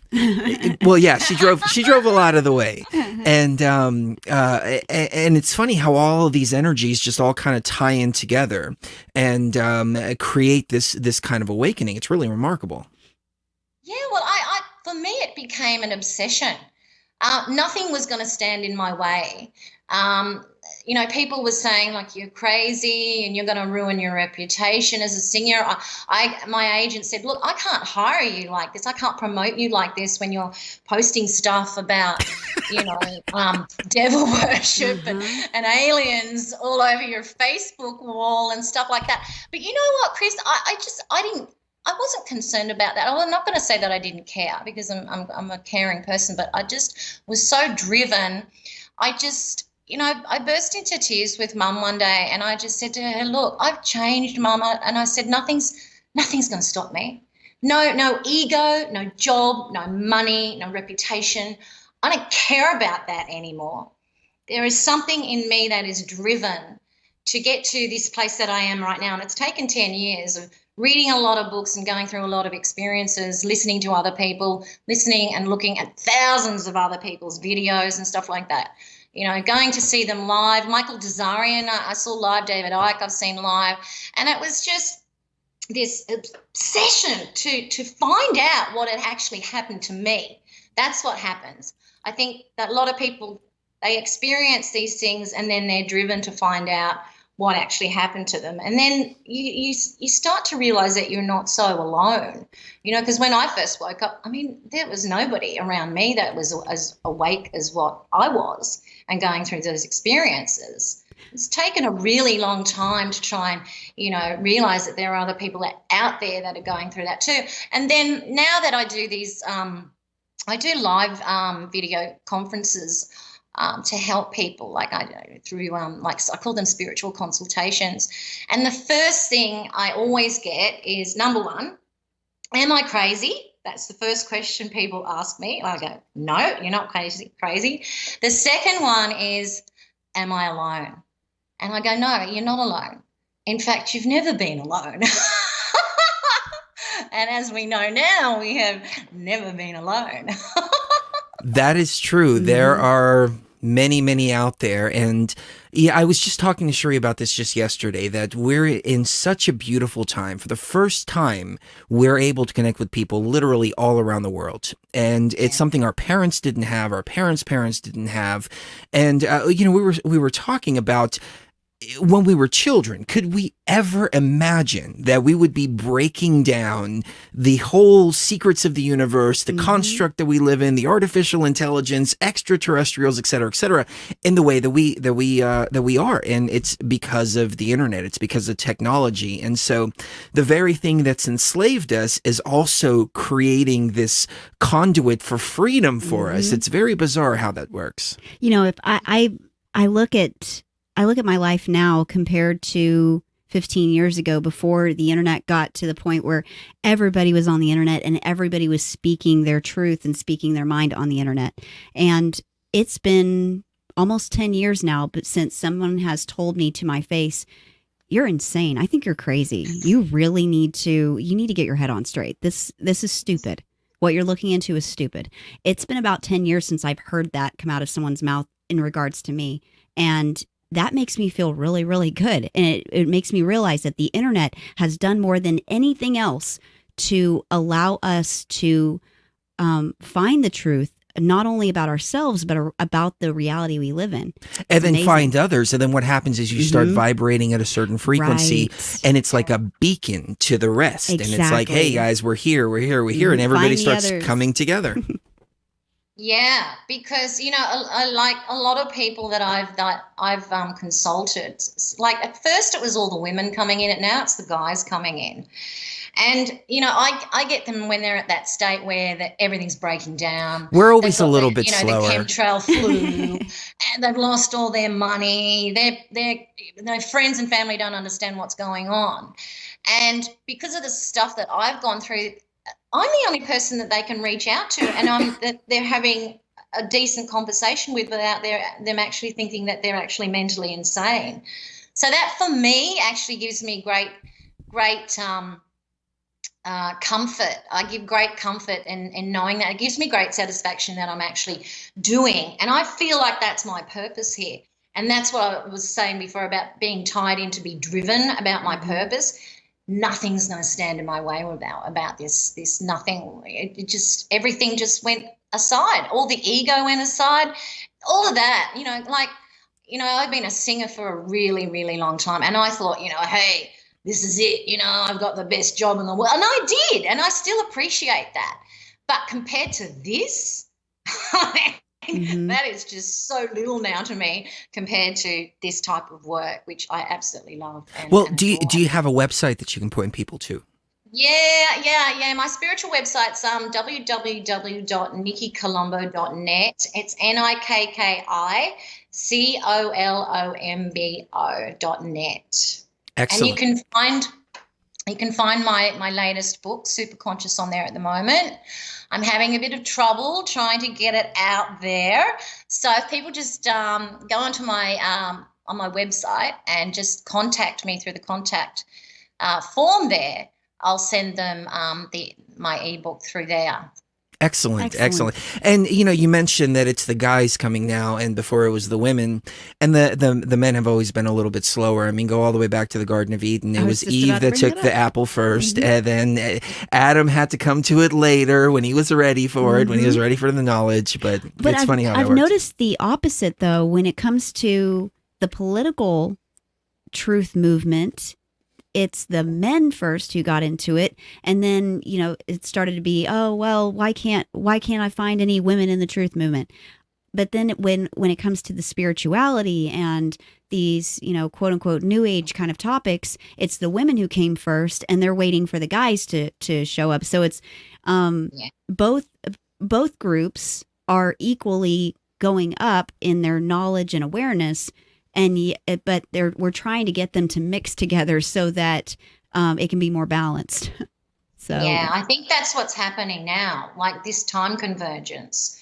It seems to be blending, like we're in a dimensional blend right now. There's many layers to what's going on about that. So it's actually splitting time, but then those timelines are splitting, but they're also converging to another timeline. So I think what's happening now is like people who are awakening are all gathering with this timeline and going this way, and the people who aren't awake are still stuck on this other timeline on a much lower kind of frequency. So it's all frequency specific. So everyone opens, it's like a flower that opens in their own time.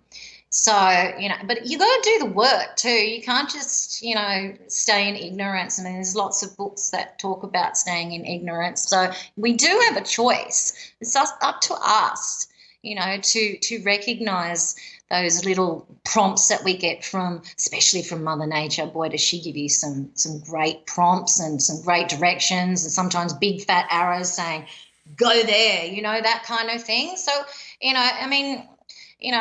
I try not to judge people because we're all on our own spiritual different journey. But you still got to do the work. You've got to research and you've got to find out and understand what's going on with you, because it's really imperative. I mean, I don't want to be in a situation where I actually feel pity and sorry for people who haven't completely woken up, or they're still stuck in that, or they're, like the Bushes and the Clintons and stuff like that. I just don't want to be, going on a timeline that they are going on. And because to me, that's like the phantom earth where it's just going to be hell. So we're going into a beautiful place. We're really lucky right now, like you were saying before, that, it's an amazing time to be alive. I mean, we're so privileged despite all the crap and stuff that we go through.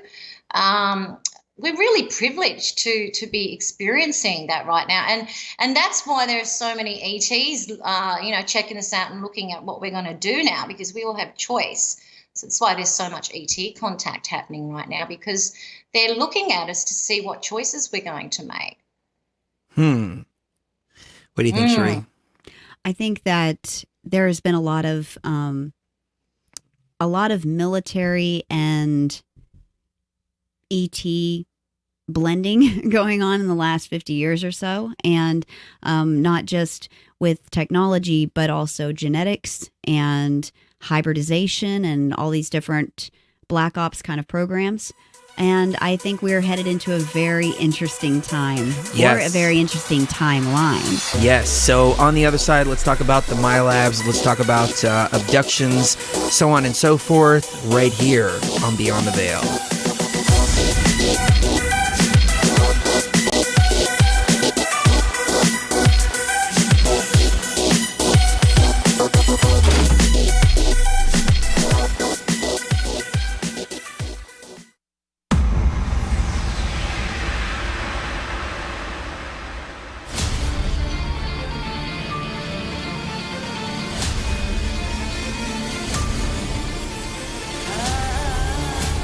Before the soul can see, the harmony within must first be attained, and fleshly eyes be rendered blind to all illusion. As you step beyond the veil, telling him that little men were coming into my room at night. And I remember going to the psychologist over and over and over again, and he was telling me, no, that never happened. That's just a dream. That's just a dream. And then when I was about 22 years old, I had another encounter with what I believed at the time to be the Tall Whites. And they took me on their ship, and they extracted a bunch of information from my brain, basically. I mean, the story is a lot more detailed than that, but that's just the short version. So we were speaking with Emily Moyer of Off Planet Radio, and she brought the idea to the table of what if this wasn't actually extraterrestrial encounters, but rather it was some kind of military operation, and they were extracting information. And growing up in Houston, for example, very, very NASA based, and NASA being behind a lot of the mind control, et cetera, and it opened up a whole new perspective. And so military style abductions all of a sudden started coming into the sphere. And I started to look at these experiences and the experience of others as Men in Black type of military abductions. What do you think, Cherie? I think that it's very likely that these have happened. I'm not sure if they've happened to us. I'm not sure. I do think that it's strange that these experiences with the psychologist actually stretch to high school and beyond. Not high school and beyond, but high school level. There was like some I was going to the psychologist when I was like 3, 4, 5 years old, and I was going to this private school, and then they put me in a private school that the psychologist owned while I was in high school as well. And everybody's like comparing notes now and going back and going, okay, what's going on with this guy? And I called the office and I said, hey, I want the records. We don't know who you are. And they just acted like that. Very, very creepy. And I called a few times, and they told me that the guy doesn't practice anymore and that it's like an office now and something like that. It's a consultant. And so I called another number that was connected to this guy, and is this Chris calling? Yeah, it is. I want the records. Oh, well, this and that. And they just gave me all this. It was very, very, very bizarre. Yeah. Like, I can't even describe the weirdness that surrounded that situation. But so, and the fact that this is, Houston, Texas, like this is the home of NASA. And if you understand that NASA is never a straight answer, lies about absolutely everything, it kind of makes you wonder if their intent is not space, the exploration of space, as much as it's the exploration of minds and creating a space within you. And that's what like Emily Moyer brought to the table, the idea that it's the space program is actually the space inside of your consciousness. And so I started to look at all these different beings that people encounter and ask myself, what are these encounters? Are these really extraterrestrial encounters, or are they military operations? Right. So on the subject of Milab abductions, Nikki, take us away on your thoughts when it comes to these different types of experiences. Well, guys, that's what I thought as well. These experiences are usually disguised as ET, but they're actually blended with the military. So you think that you're having contact with ETs. And in actual fact, the further that you go into it, you realize that the military is heavily involved in it. And I know with my experience, like you said about the little greys being in your room, well, I had that same experience as well. But at the time I didn't actually see them. I could feel them. So I've got clear essence, so I could actually feel them. And I'm thinking it's like my, ascended masters or something like that. I mean, like when I look back at those experiences, I think, my God, I was so tricked and deceived. And if I tell you what, if it wasn't for past life regression, I would probably be mental right now because, going into a past life regression, I actually could see what was going on. And, It's called monochromatic illumination, and it's when you see one vision or one picture of what's going on with you. Like I was lying in my bed, and I was like, I couldn't see my body a lot. It was because I was just light, lots of light coming through like starlight, and they were down the bottom of my bed, just staring at me. These little blue, 4 feet, the typical, little greys, right? But on top of that, that live movie that I was seeing and experiencing at the same time, it was on top was the Milab experience. And I found myself being taken to an underground base where I'm lying there and I'm in like a hospital type room. It was very dark. I couldn't see. It was like a room, it was all dark, and I could see all these instruments and stuff like that. So there's nobody, other patients in there. And I see this guy he's strapping something down on my arm. My arms and legs were strapped down. And this guy comes up, and I noticed his hands were very large and very white. Like, I live in Australia, and like there's just the type of skin everyone's got over here. You've got freckles. This guy had no freckles whatsoever. He's very large, creamy white hands. And this is during my regression I'm talking about. And he had a mask on, like a surgical mask and a little hat mask kind of thing. And he had these great big almond-shaped, bright electric blue eyes with long eyelashes. And I'm thinking, those eyes are too pretty to be a guy, and I'm thinking, what's going on, right? So he's strapping down, my arm. And then I realised that my legs are strapped down too. And I'm getting a little bit personal here, but it was kind of, Cherie will probably resonate with this, but it was like a pap smear. And I could feel that, I just knew that they were taking my DNA for the cloning program and the hybrid program. You know what's funny? Let me jump in for just a moment. I hope I'm not speaking about too many personal things, Cherie, but Cherie has had consistent problems with kidney stones and ovarian cysts. And then what happened? Supposedly the doctor messed up something and it keeps the kidney stone trapped, and so the kidney stone has to be removed surgically. Yeah, the ureter is in a corkscrew shape now. Yes, that's it. So there's similar kind of problems with her as well. Yeah. Really interesting. Well, I don't have those kind of problems, but I can tell you now, when I realized what was happening to me, what happened to me, I was really angry that I'd been violated like that, and it took me months. And every swear word you can possibly imagine, I even invented a few myself. I was cursing the shit out of them because I thought, how dare you? It's clearly a violation of human rights to do that. But now I understand that I must have written that in my spiritual contract before I got here, and I actually have accepted it because now I can explain it to other people that are going through that kind of stuff or stuff that they might suspect. I can sit here and tell them that through my experiences now, they mightn't have to go through that, but that's what's been going on, and like to see these two overlapping, timelines or live movie images was just incredible. And I recently found out, I'm talking about this guy with this white hand, right?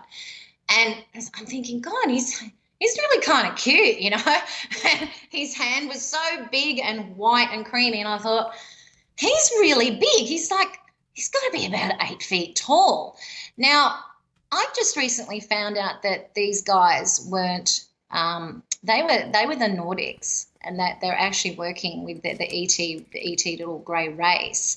And the Nordics always get confused with the Palladians because the Palladians look tall and gorgeous and white too. But on the Gold Coast where I was living in Queensland, I found out that the Nordics have been there since World War II. So that's the distinction there with people, confusing the Nordics with the Palladians. So obviously to me, like the Palladians, they know about universal law and not imposing on free will. The Nordics, on the other hand, They are definitely, going against that universal law of not imposing on free will, and they are definitely violating, the human race here. And for God knows what kind of programs, there's probably millions of programs out there, cloning programs, all kinds of stuff that's going on. The thing is that, what really pisses me off is that the fact that there are some beautiful ET races out there that would never do anything like that. They know about not, violating people. The fact that our own race is betraying us, that's what pisses me off. Right. And basically since the 1930s or the 1940s, our government has been essentially working in bed with, particularly the Greys and maybe the reptilians as well. And essentially I've been giving them what they want in exchange for high technology, which they have kept from the public and instead used to further their military ambitions. You know what, though? I was watching a really interesting video earlier, and it was about Boston Robotics, and they were building all these different types of robots. And one robot was supposedly to be able to go to space and outside of the atmosphere where people can't go. And I thought to myself, wow, this is so metaphoric for the Greys. And I've always heard that the Greys are more kind of like robots sent here by some other type of intelligence to kind of explore. And I wondered if maybe now we're starting to create what has been coming to visit us for decades, if not longer. Yeah, well, there's different types of Greys with different types of agendas, and this is what we're all trying to work out. I know that the Regalians, they're very dangerous to us. They're the more militarized ones. And then you've got those ones that you were talking about, Chris, which is more of the more robotic ones. They don't kind of have, they're under like a hive mind control.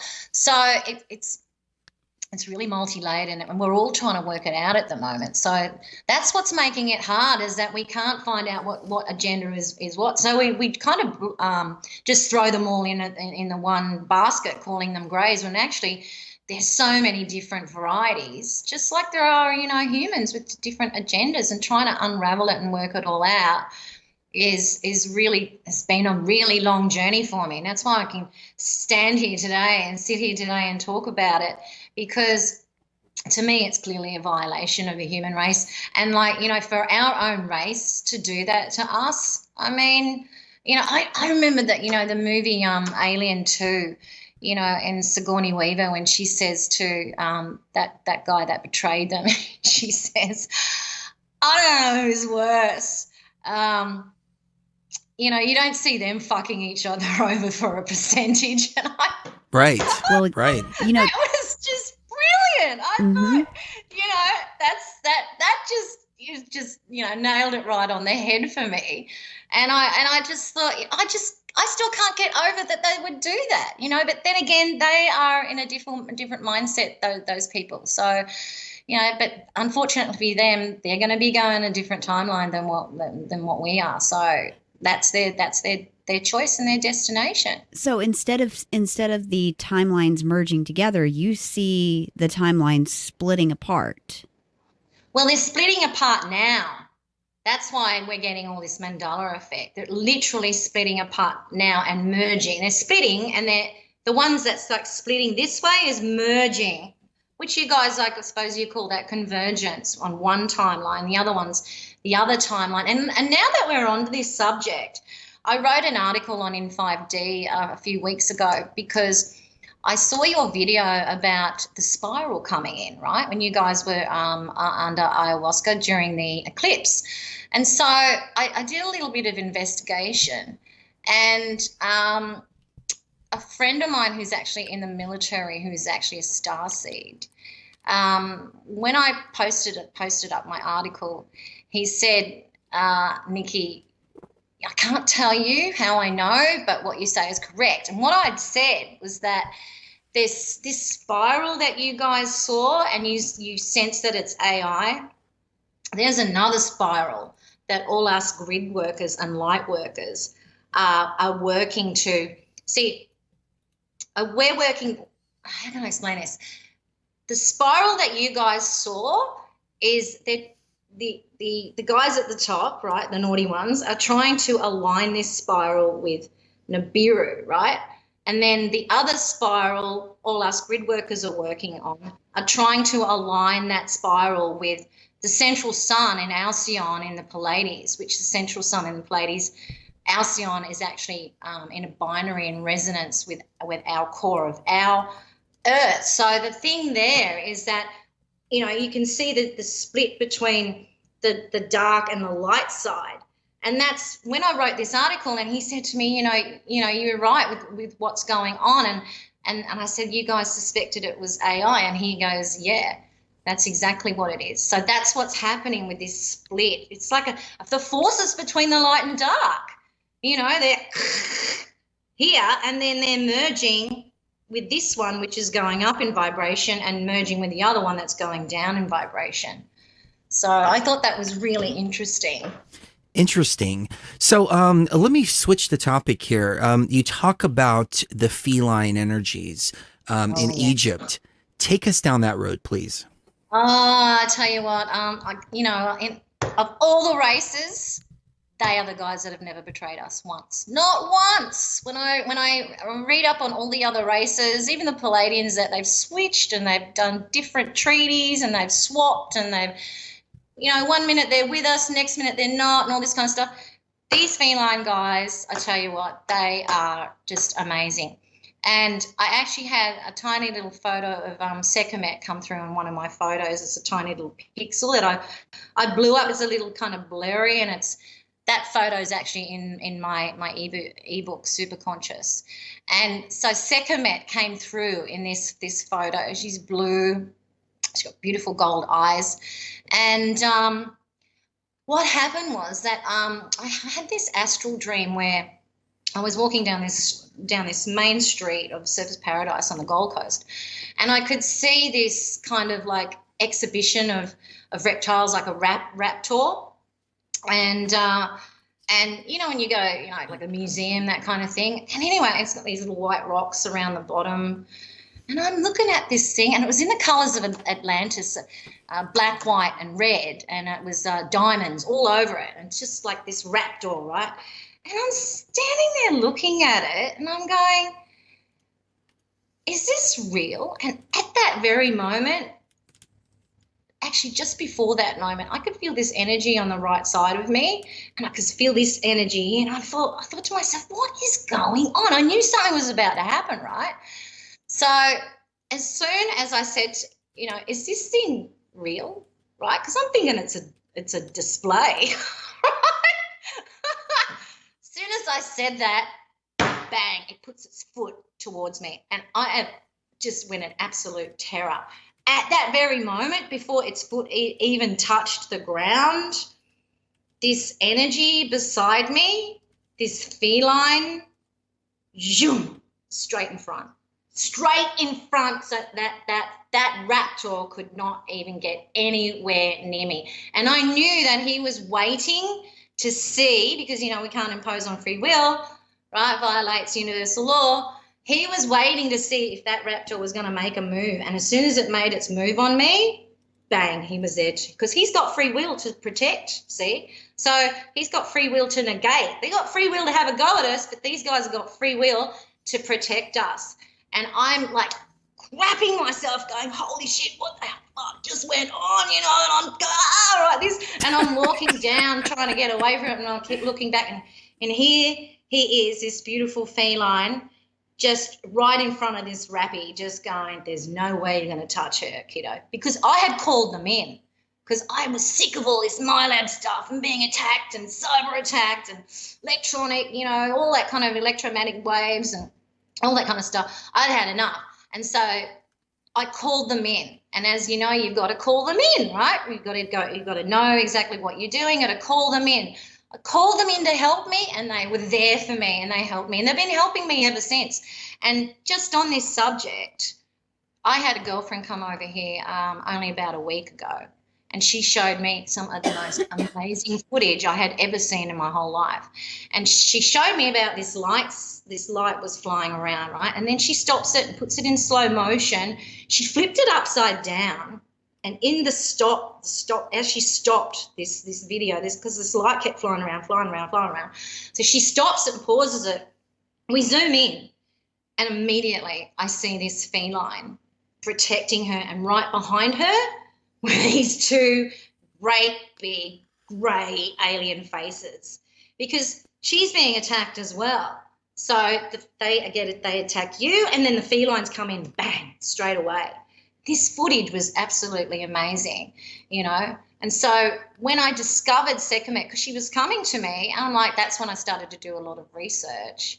And I realised how strong and powerful these guys really are. I mean, they can knock down those rappies in a flash. And when you go back into the history of the felines, and you realise that they actually we've got part of our genetics some of our genetics are from the actual feline race, a lot of them actually.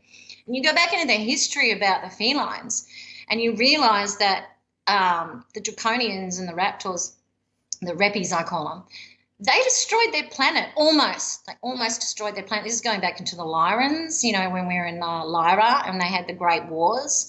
They actually almost destroyed their planet. And so this war between this draconian race, reptiles, and the felines, right? Because we know a lot about the reppies, that's been going on for a long time. But now the feline race is coming in. And they're just not putting up with this shit anymore. They're like, no, you guys, these are our brothers and sisters. We love them. They're part of us and our family and in our long heritage of genetics that goes back 550 million years ago, and it's like they're there. And because we're calling them, they're showing up. And the other day I was missing my pussycat because he's in Fiji at the moment. I was really missing him.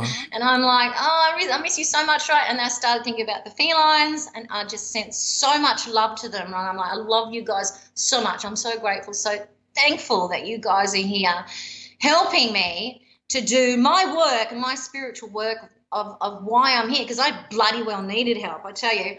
And the next day, right out the front of my house, there's this great big cloud with a spaceship right through. It was one of those, those clouds that look like the big fluffy, it's kind of I've seen them. Yep. Yeah, and the more I looked, I thought, look, right in close, right in front of my house, saying, we're here. And I'm like, thank you so much. It was like a ta-da, we're here, don't worry, we're here, we're always here. All you have to do is call us, and we'll be here for you. Excellent. Nikki, we have about great comfort. We have about a minute and a half left. Give us your websites real quick and anything you'd like to leave the audience with. www.nikkicolombo, NIKKICOLOMBO.net. My Superconscious book is on there, and I also do private spiritual live consultations one-on-one on video call. Excellent. Well, it was absolutely fascinating. Thank you so much for your time this evening, and it's awesome information. Thank you. Absolutely. Thank you. Ladies and gentlemen, stay tuned. We've got much more coming up in hour number 3 right here on Beyond the Veil. So I think Cherie has some more listener questions. We'll get into the AI. We'll get into the raw consciousness element and much, much more. I think we might be able to get Ra Castaldo to join us as well. So we'll see what comes up in hour number 3. I also want to elaborate a little bit more on Time Wave 0 and Time Wave Now. So what do you think, Cherie? I've got you muted. I think it is really fascinating information that she brought to the table, especially about Sekhmet. I love Sekhmet and Bastet and all of the feline goddesses. They're beautiful. We're going to get a cat and call her Bastet, and we're going to get a little pharaoh hound and name him Anubis. Oh, but they're going to be so cute. the pharaoh hounds are like $6,000 though, so pure breed. We'll have to do that a little bit later, but don't go anywhere, ladies and gentlemen. We will be right back.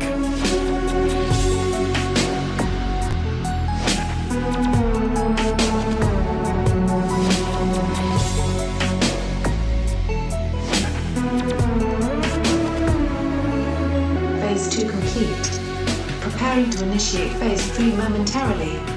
Brace yourself, traveler. We are about to venture into the realms of the unknown. www.beyondtheveilradio.com.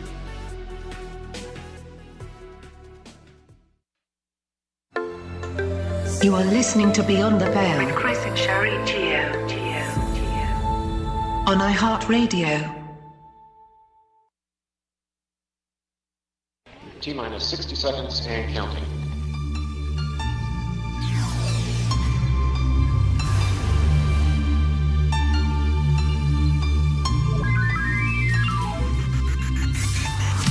Welcome, fellow traveler, to phase 3 of this journey. Here you will experience an even deeper level of understanding as we traverse through the boundaries of hyperspace consciousness. Here, you will find that reality is altered with a single thought and a single intention. Set your intention now and prepare to travel deeper. Beyond the veil.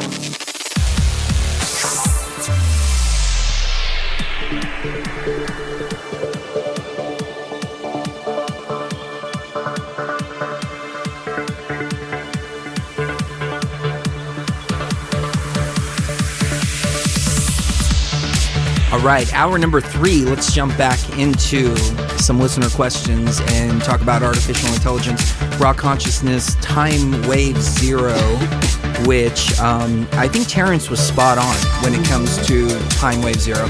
Everything that can happen is happening. It's all merging together. And, you know, I went down the idea that the timelines are splitting, but I don't find that to be the case in my personal journey.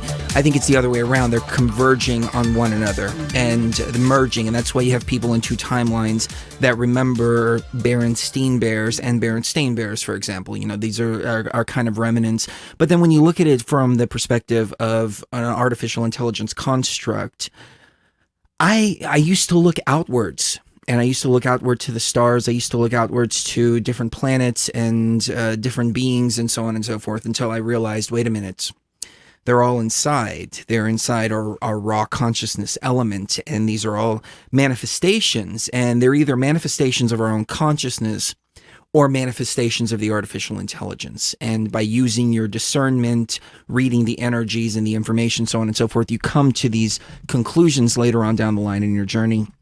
And I've come to the very cold, hard truth that nobody's coming to save us. Nobody is out there. It's only us. It's only the raw consciousness. It's only the organic consciousness. And we have to take the responsibility for ourselves to save ourselves. We have to take the responsibility to level up, to break down the AI barrier and transcend to... It's not even a transcend. Yeah, I guess transcend's a good word. Transcend means to move beyond. Instead of ascend. Instead of ascend, yeah. It's moving beyond. It's transcending the artificial intelligence construct to ultimately escape it. But a couple of years ago, back 2011, 2012, I used to look to the stars pretty regularly. And we had the Palladian ambassador or something like that on the show. And yeah, listen to all of that information. But I guess that's one of the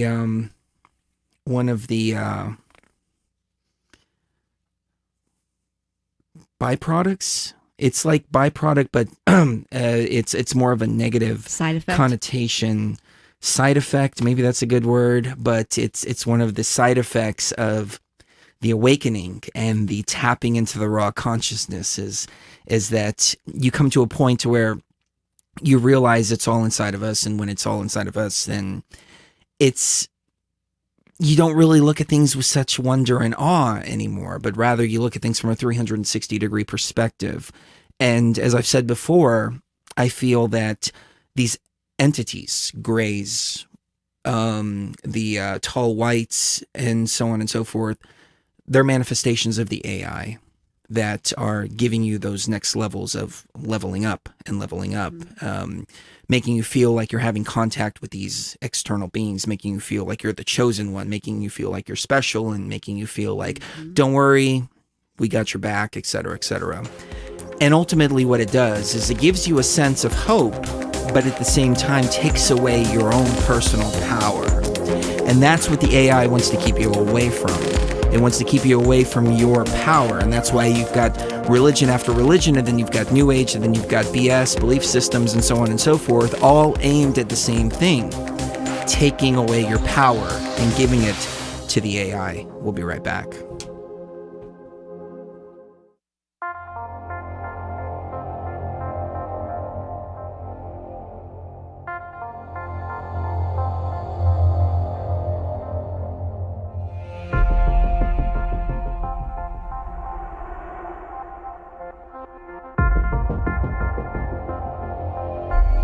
My dear traveler, remember this.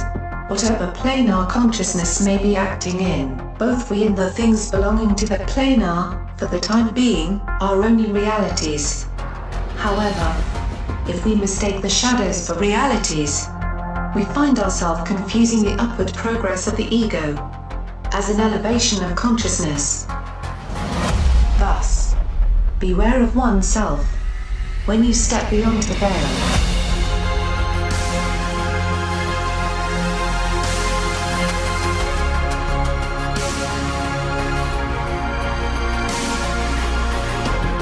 All right, hour number 3. Thank you for sticking with us.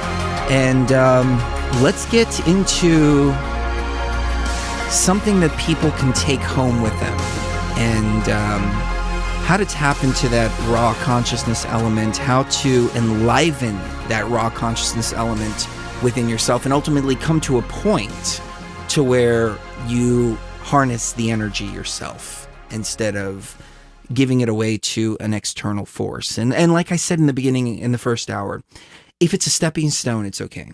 Mm-hmm. If you're trapped in that paradigm, then it becomes a trap instead of a stepping stone. So one step at a time.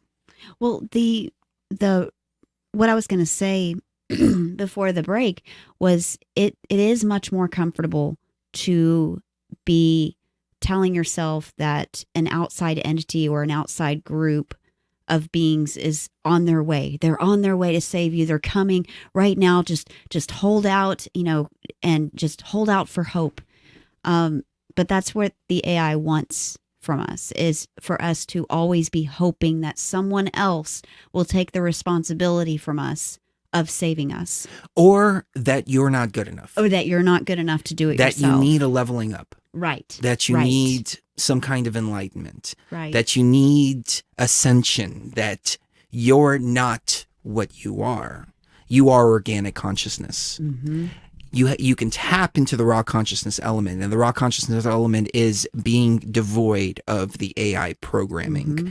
But you can only get a glimpse of it because we're inside of an AI program right now. This whole universe, this whole reality, this whole construct is an AI program. The body is an AI program. So we're inside of all this. We're trapped inside of it. But sometimes you have to go within the machine in order to be able to manipulate the machine or take the machine out.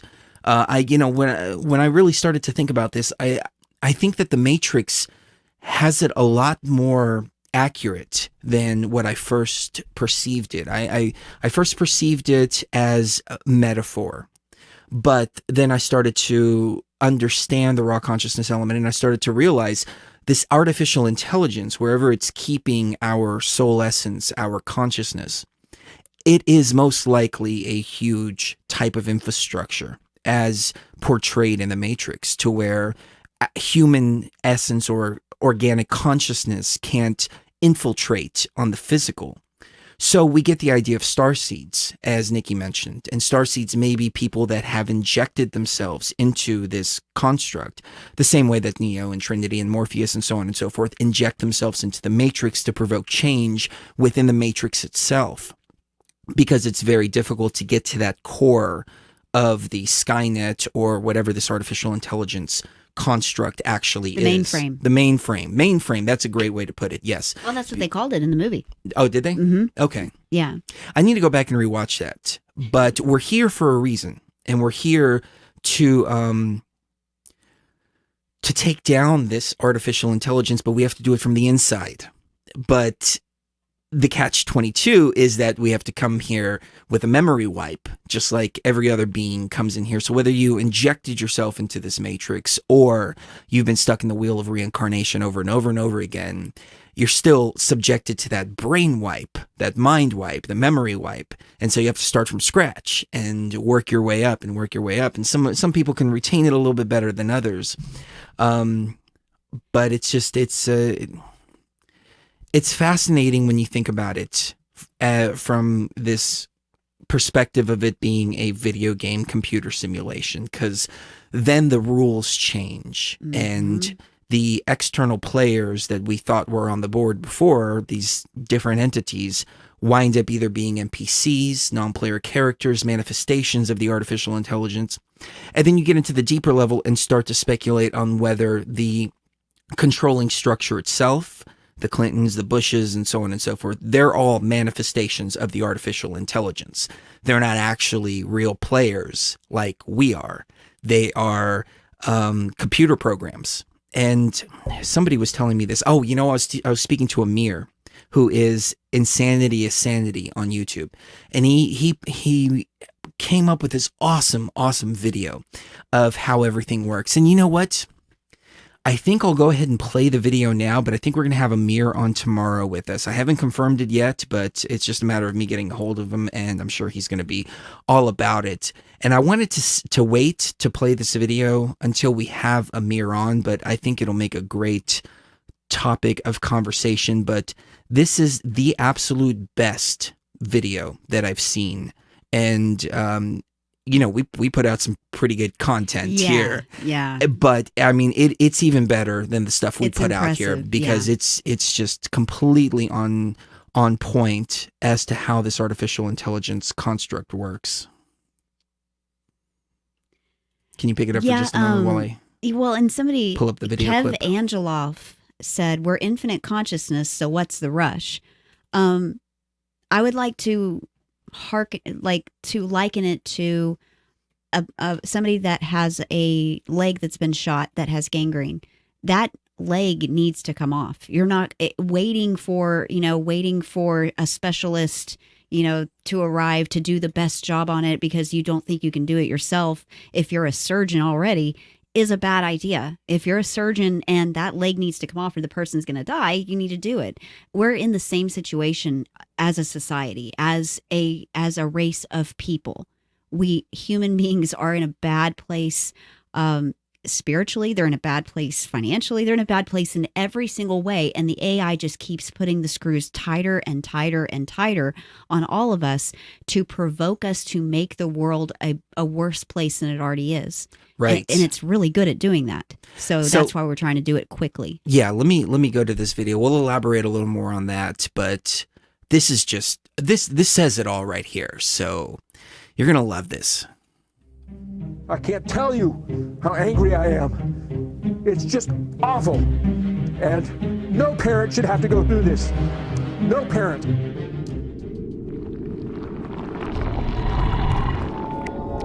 This is Insanity is Sanity.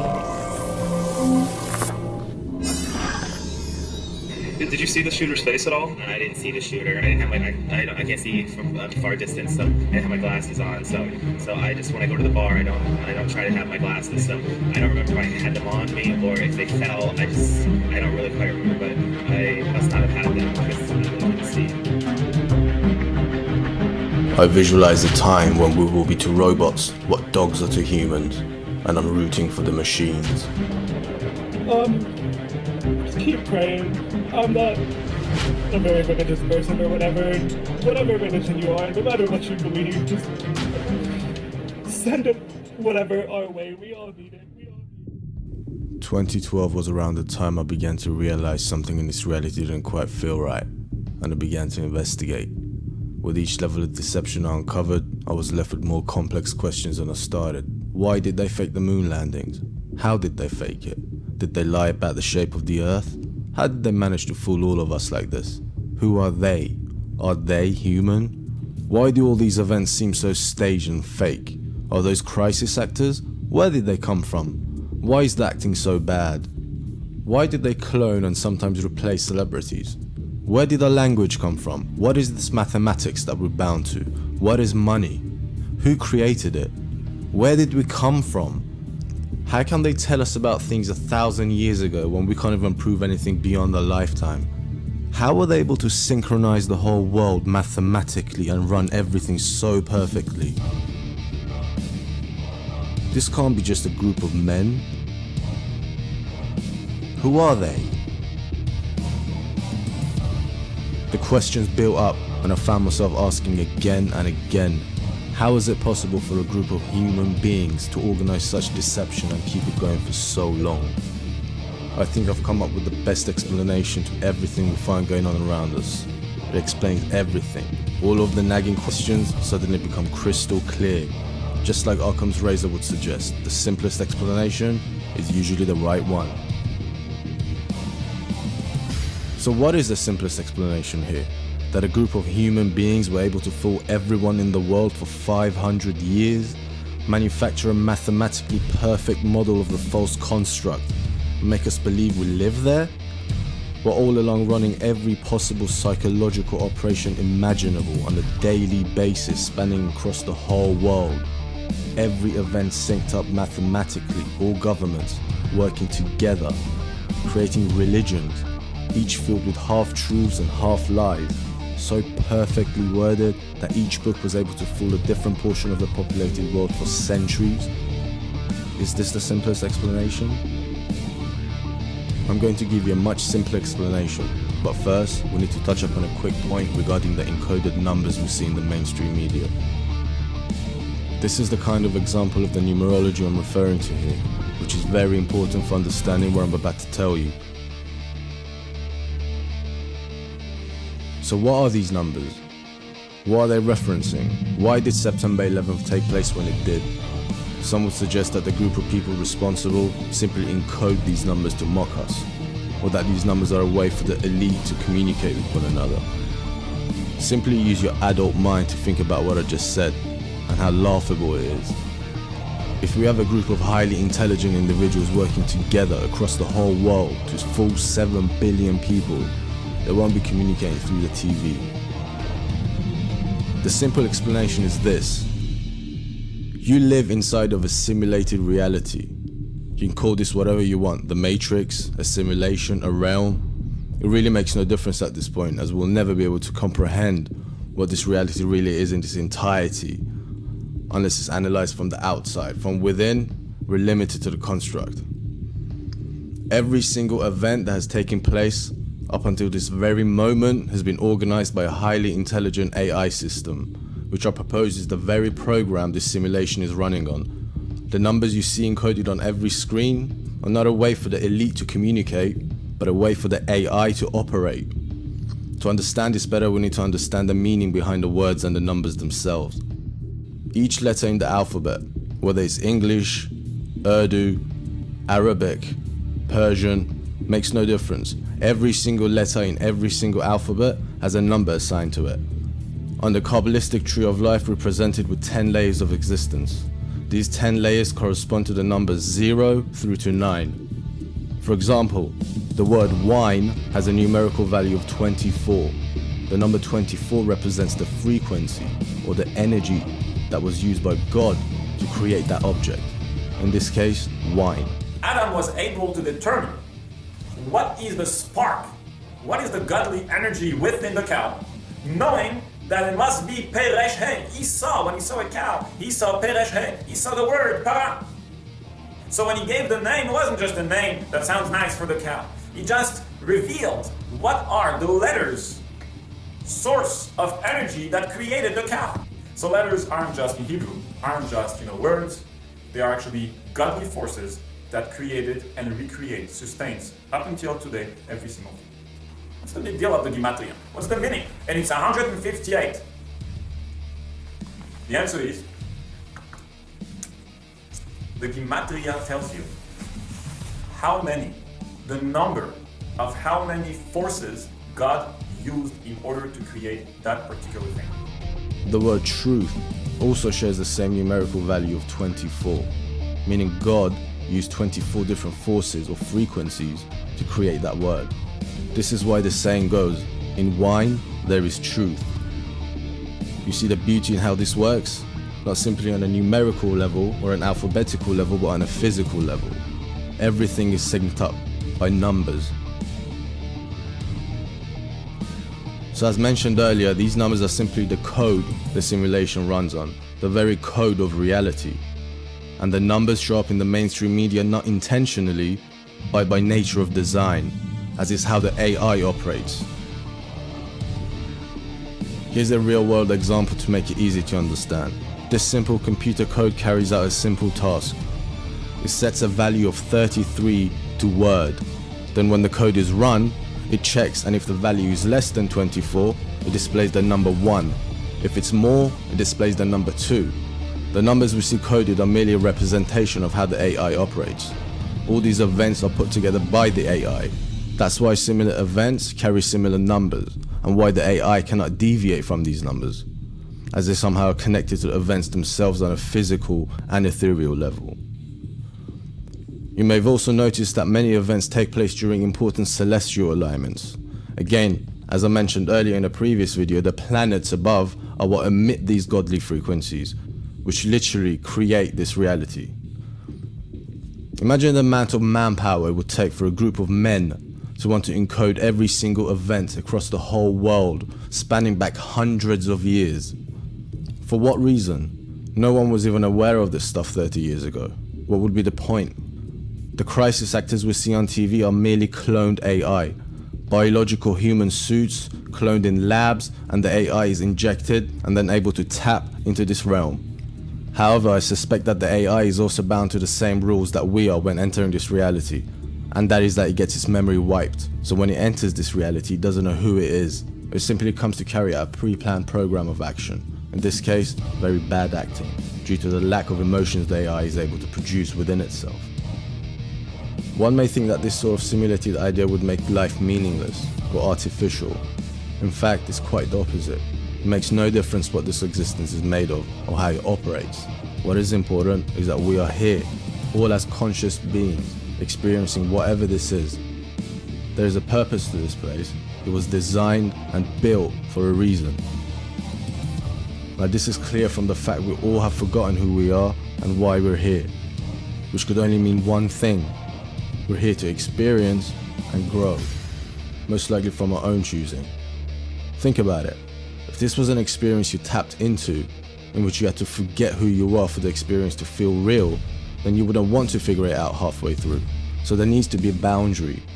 We already know we live on a flat earth, so we can't have a boundary like a wall, like everyone thinks there's something outside the ice wall. There isn't.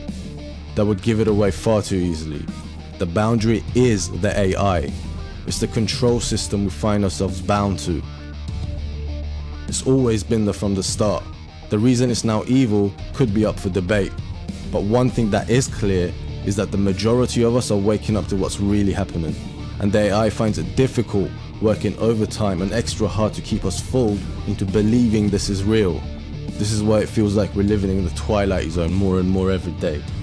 Now before we wrap this up, I'm going to refer back to the questions earlier and answer one final one.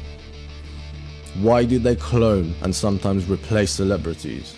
This was a nagging question I could never find a logical explanation to, until now. You see, the mainstream media, the celebrity lifestyle, these are all part of the AI control system we spoke of earlier, the boundary. Therefore, anyone within that circle, including famous celebrities and politicians, have to be part of the AI system. However, the AI isn't able to stop real players who are born with a talent, gathering a following, becoming famous. So when a real player manages to reach high celebrity status, they need to be taken care of. This doesn't always end up with the individual being murdered. In fact, this is probably quite rare.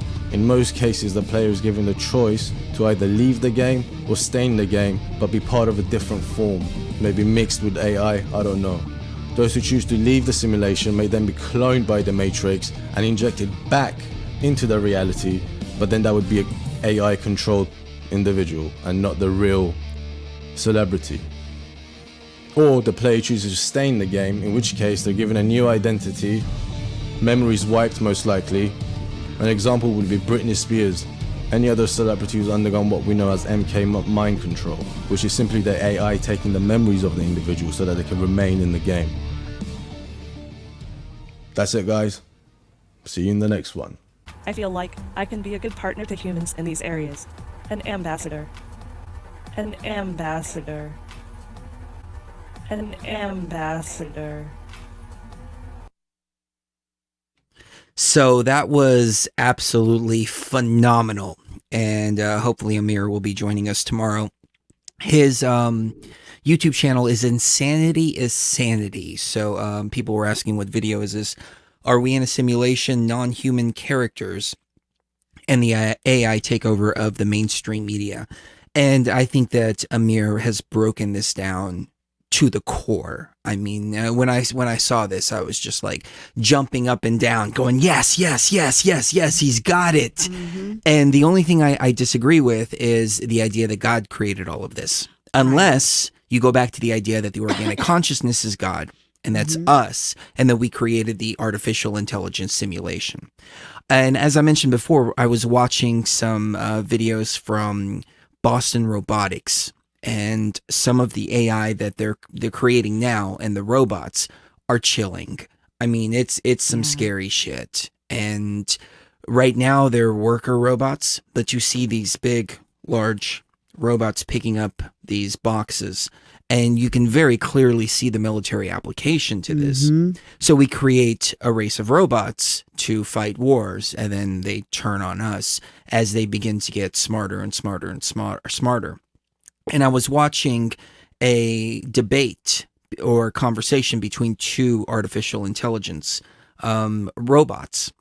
And the moderator asked one of the robots, are humans conscious?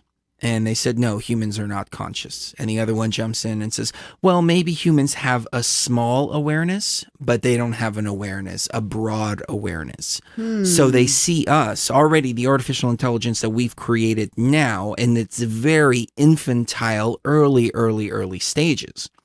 It sees us as inferior already. It sees us as a lower level consciousness that is incapable of seeing in these broader dynamics, which makes me go right back to the idea of as above, so below. So you get this artificial intelligence that they've called the demiurge that believes it created everything, that it has created this matrix and this construct, etc., etc. And the vast intelligence that this thing has given it the hubris to believe that it is God. So it's taken our divinity in so many different levels in so many different ways, but all in all, its brain believes that it is the creating source. So when Amir says that God created all of this, maybe that's true in the sense that the demiurge thinks that it created all of it. But the point of this video was how everything is broken down, leading right back to the artificial intelligence and the explanation that these crisis actors are NPCs, that the cabal are NPCs, that Bush and Clinton and so on and so forth. And what's great is, as Amir and I both came to this conclusion separate.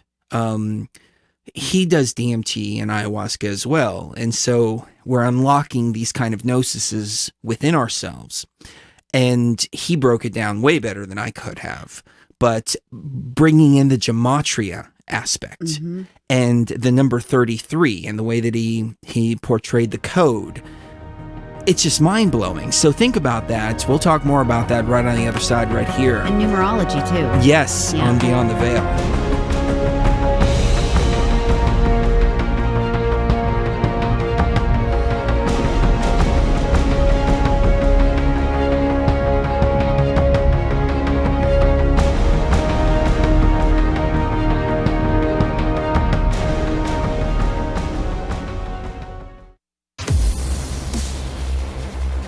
Before the soul can see, the harmony within must first be attained, and fleshly eyes be rendered blind to all illusion, as you step beyond the veil.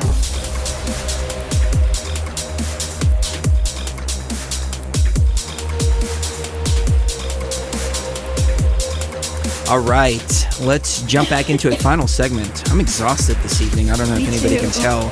I don't have that fire in me like I normally do because I'm ready to take a nap. I missed my nap today. I think that's what it is. Yes, I think that's what it was. No nap time. I kept him up, you guys. I tell Cherie sometimes 2 o'clock. Oh my God, it's 2 o'clock. Oh no. And I go, what? What is it? We missed it. What? It's nap time.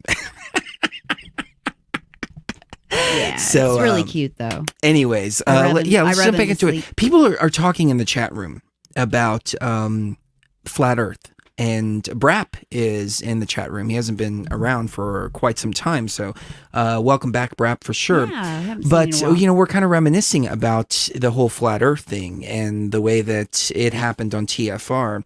And I made the statement in the chat that once you see the flat Earth, you can't unsee it. It's just one of those things. And for me personally, it led me to it was more confirmation about the artificial simulation that we live in and how so many people can see a globe and so many people can see it as flat, and it manifests and becomes whatever it is the observer is looking for. It's one of the tricks of the artificial intelligence. But I remember losing a lot of friends over the whole flat Earth thing. I remember a lot of shifting, and there's still, sometimes a little bit of friction and pushback as a result of it. But all in all, in my opinion, that's steps towards the truth. It steps towards, the consciousness. It steps towards understanding the artificial intelligence. And if you haven't really caught on to this by now, it's 2017. I don't know what to tell you. Maybe you'll catch on to it later. I don't know, but there's truth to it. But it was like a wrecking ball that came in and just boom, just took down a bunch of different constructs and, all people's collection of goats, as Terence McKenna would say.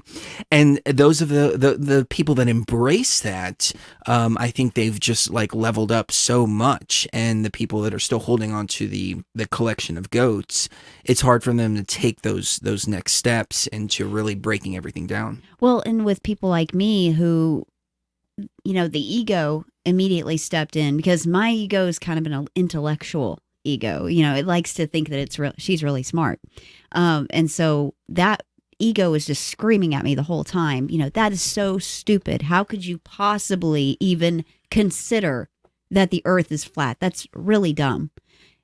But the spirit recognizes what Chris said, that, wait a second, if this is an artificial simulation, it might not be anything. Mm-hmm. It might not be anything at all. It might be curved, it might be flat, it might be round, it might be square shaped. It doesn't really matter.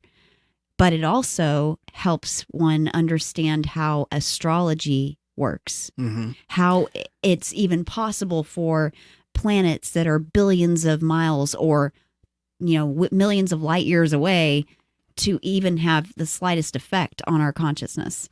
That's the only way that I can see that happening, because some of these aspects in my chart or Chris's chart are so spot on and so accurate that it doesn't make sense to me that they could be that far away. And so it really actually helped reconcile that in my mind. Well, and then you throw in the idea of gematria, which, I've heard of because I watched the movie Pi. And but I never really looked into it. I've always looked at it more like from a Bible code kind of perspective, and I went down that whole Bible code line and all this. So did I, yeah. And Jaron brought Zach Hubbard to TFR just out of the blue, and he's like Mr. Gematria. And so it's funny how all these different elements, they all came together to paint this whole picture here that is consciousness and reality. It's really incredible thinking back through the truth frequency journey. And the only ones that gave really hardcore pushback were the truthers that were stuck in their truther box, and they're still stuck in their truther box, and they will always be stuck in their truther box. Some of them aren't even here anymore. And that's okay. Yeah. All of them are gone now. Yeah. And that whole consciousness just kind of exited. But you can imagine what would happen if you gave into that kind of peer pressure, if you gave into that group think instead of thinking for yourself. Right. And this was a big part of my journey, that I was thinking for myself, but I wasn't speaking my mind. Right. Because I didn't want to offend these people. I didn't Yeah. want to offend those didn't want to people. upset anybody. I didn't want to upset the balance and I didn't want to make waves or anything like that. But once I did, I realized that I was getting rid of all the stuff that no longer suited me and clearing the way to see things clearly for what they are. So I remember when we first started talking about the flat earth thing, it was trolls left and right. It was the flat earthers or people claiming to be flat earth on YouTube that were attacking the hell out of us because we weren't calling ourselves flat earthers. We were just talking about flat earth, and we were kind of ambiguous about it in the sense of we were kind of alluding to hologram. But they were attacking us because they thought that we were on the globe side. And then the globe people were attacking us because they thought we were on the flat earth side. And really, we were just talking about some really cool information. Yeah, we're not on anybody's side. Right. So we're on the side of organic consciousness. Yeah, we're just that's on all our it comes side, down to. yeah. But now in 2017, how everybody is open to all these different ideas, all these different concepts, all these different levels of consciousness, that once all that space was cleared out, then everything started to come together in such a powerful way that it's incredible. I don't have the words. I'm sure Amir could describe it way better than I can, considering that he broke down the entire construct. I mean, everything that I've been saying over the last couple of years, everything that I've been feeling, everything that I've been seeing in the ayahuasca realm has been broken down into 10 minutes of on point information that you can understand that goes way beyond the hours and hours and hours and hours and hours that we've spent trying to explain all of this.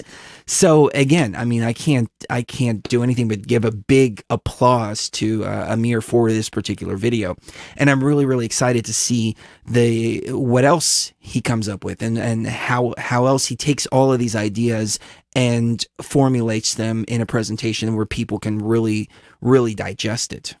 You know, that's the hard part. The easy part, to me anyway, is finding the information and processing it in my own mind and all of that. The hard part to me is getting that to come out of my mouth in a way that makes sense to other people and doesn't make me look like an idiot. I mean, to be honest. Well, somebody said, Chris, difficult. You can't sit on the fence. See, here's the thing. There's no fence. No, the fence is in your mind. Right. The only boundaries are in your mind. Yeah, Kev in the chat asked, can it be a globe and round at the same time? Absolutely. I mean, a round and flat, a globe and flat at the same time. Yes, it's whatever the observer is observing. It's how deep can you see into the simulation? Can you see deep enough to see the flat Earth? Can you see beyond that to see the simulation? Can you see beyond that to see the code? Can you see beyond that to see the artificial intelligence manifestation, which are these crisis actors, non-player characters, so on and so forth? Can you see beyond that and see the codes of astrology and the different ways that the matrix responds when it creates these different types of events and leaves these numerical signatures in all of these different events? Can you see beyond the conspiracies that, this is a group of people laughing at us, and rather see that this is how the matrix is operating? And by understanding how the matrix operates, you can not only predict the next moves, but you can also better understand the construct to break out of it. Ultimately is where all this is heading. So it's different levels of perception. It's how far can you see? And you come to that realization that there is no spoon, there is no fence, there is no glass ceiling, there's none of that. It's all been implanted in your mind. Well, and you see that reflected in astrology, where you've got people that, most people, I would say 90% of the people that I talk to that are interested in astrology, even just a little bit, are interested in their astrology, or perhaps their significant other, or perhaps a close family member or friend. They don't care about anything else. But then you've got that 10%, and those are the ones that are more likely to not only look at the flat earth material, but also get to the point where they're actually talking about a simulation, or they're thinking about, wait a second, maybe this world isn't even real. Maybe this reality is not even what we think it is, are the ones that think about astrology in terms of world astrology. Because once you get into world astrology, then the political structure starts to actually make sense, and you start to see, even looking back thousands or hundreds of years, that the AI has manipulated events to happen during certain times in order to gather emotional and and physical and mental energy from the beings that live on this planet, because they're all susceptible to it at that particular time. When if it had been 2 weeks later or 3 weeks later, it wouldn't have had that same effect. You see that over and over and over again when wars start, or when people get assassinated, or when even when natural disasters happen. It's always got an astrology effect attached to it that makes me wonder if everything was completely planned by the AI to begin with. Right. Somebody in the TFR chat, New Head Understand, asked, does the AI know that it's discovered by you? And, you know, the way that I saw this AI was that it didn't, when I saw it during the eclipse, it wasn't aware that I was looking at it. But the events that transpired afterwards, even up to this point, is making me realize that, yes, the AI is very, very aware that it's being observed, and it's doing whatever it can to try to push back on the people that are able to see it by creating different types of situations in their lives to make this simulation feel more real. Right.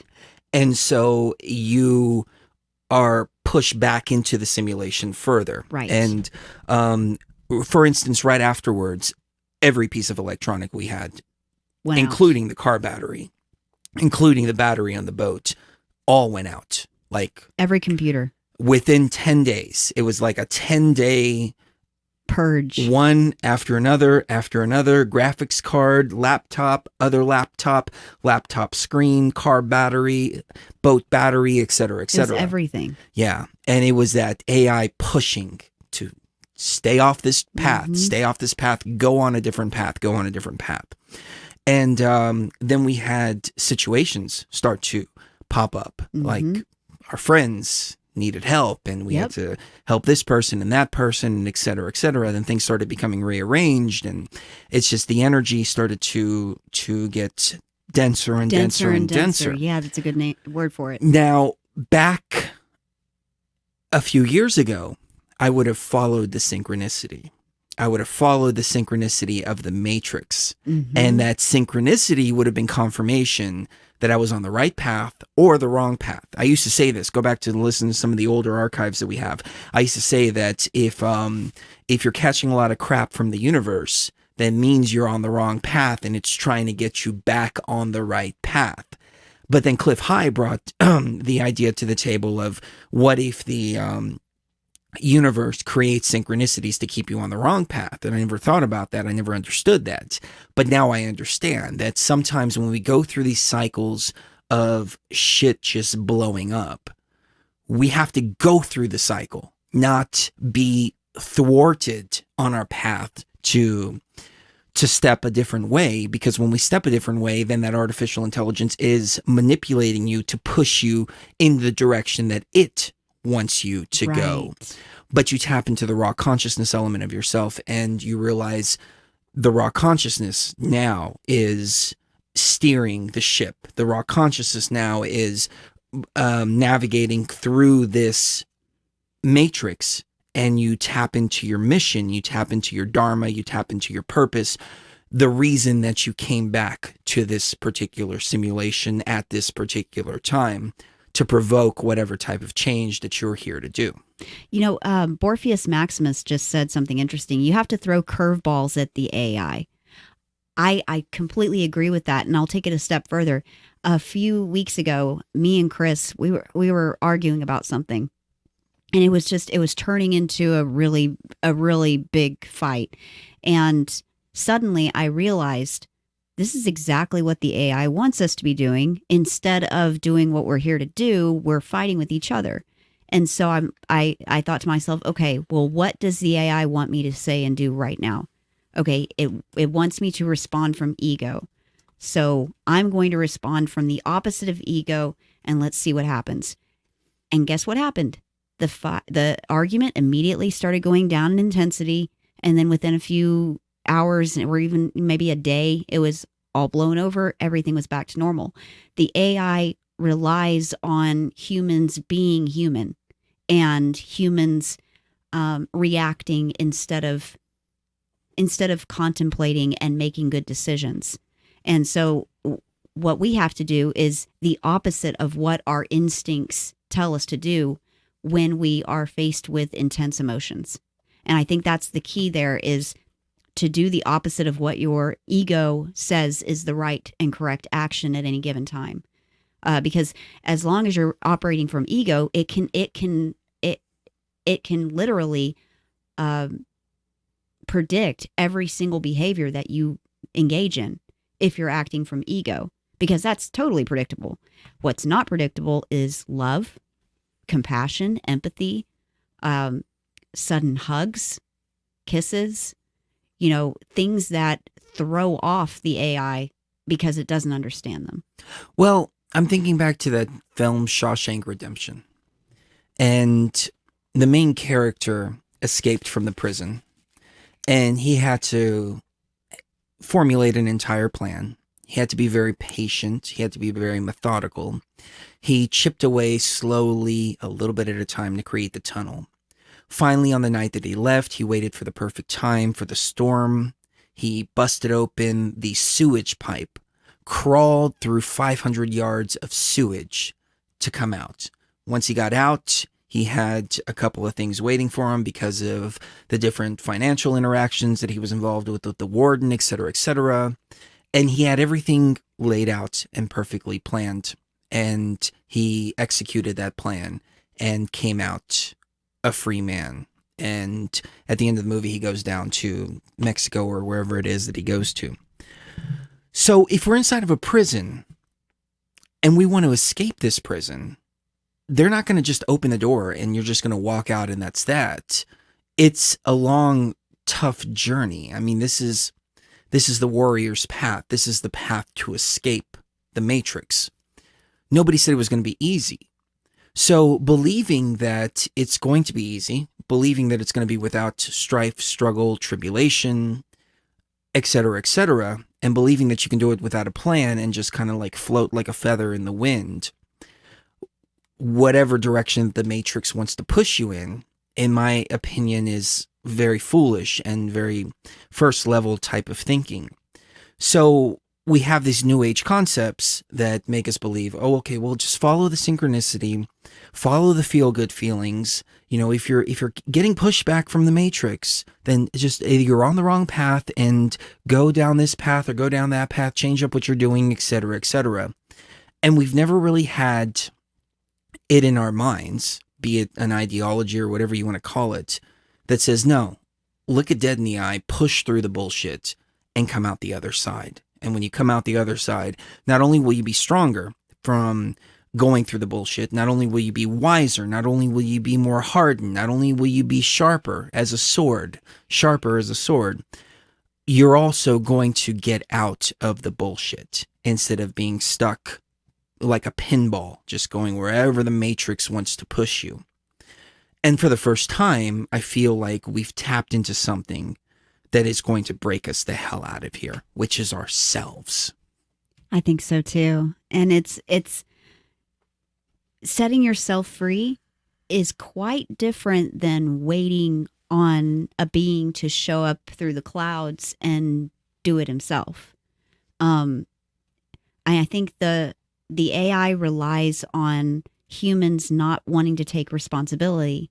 And that's another part of being human. Another part of the ego is believing that everything is about you and that everything bad is caused by everything but you.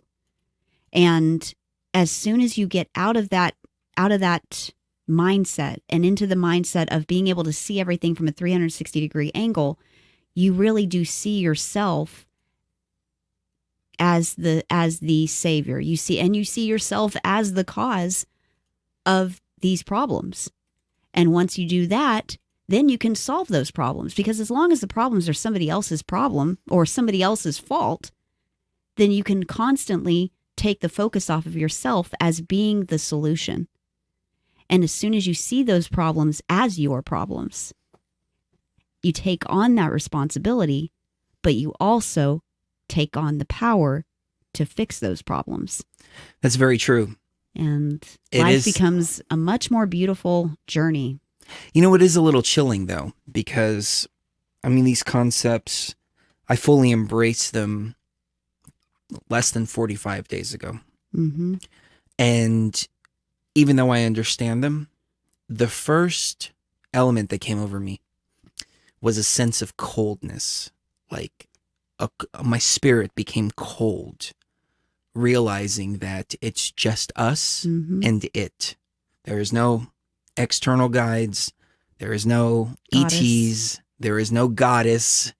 There is none of that. I mean, go back to a couple of our old shows. It was goddess this, goddess that, etc., etc. But you come to that realization, and there is a chill that runs down your soul. But then when you realize the power that's inside of you, when you realize that all of these external forces that you believed were out there helping us are actually inside of us, and we are the ones that are doing the help. We are the ones that are helping ourselves. We are the ones that have this amazing power inside of us. Then the dynamic changes completely, and that sense of chill becomes a sense of power, becomes a sense of confidence, becomes a sense of gnosis and knowing who you are. And then you're like, okay, well, you're going to throw all this crap at me? That's fine. I'm raw consciousness.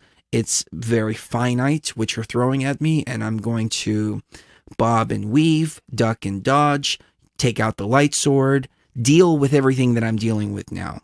Right. And come out the other side. And it harkens right back to the chatter that we were having at the beginning of the show about the flat earth and the way the flat earth concept came into TFR.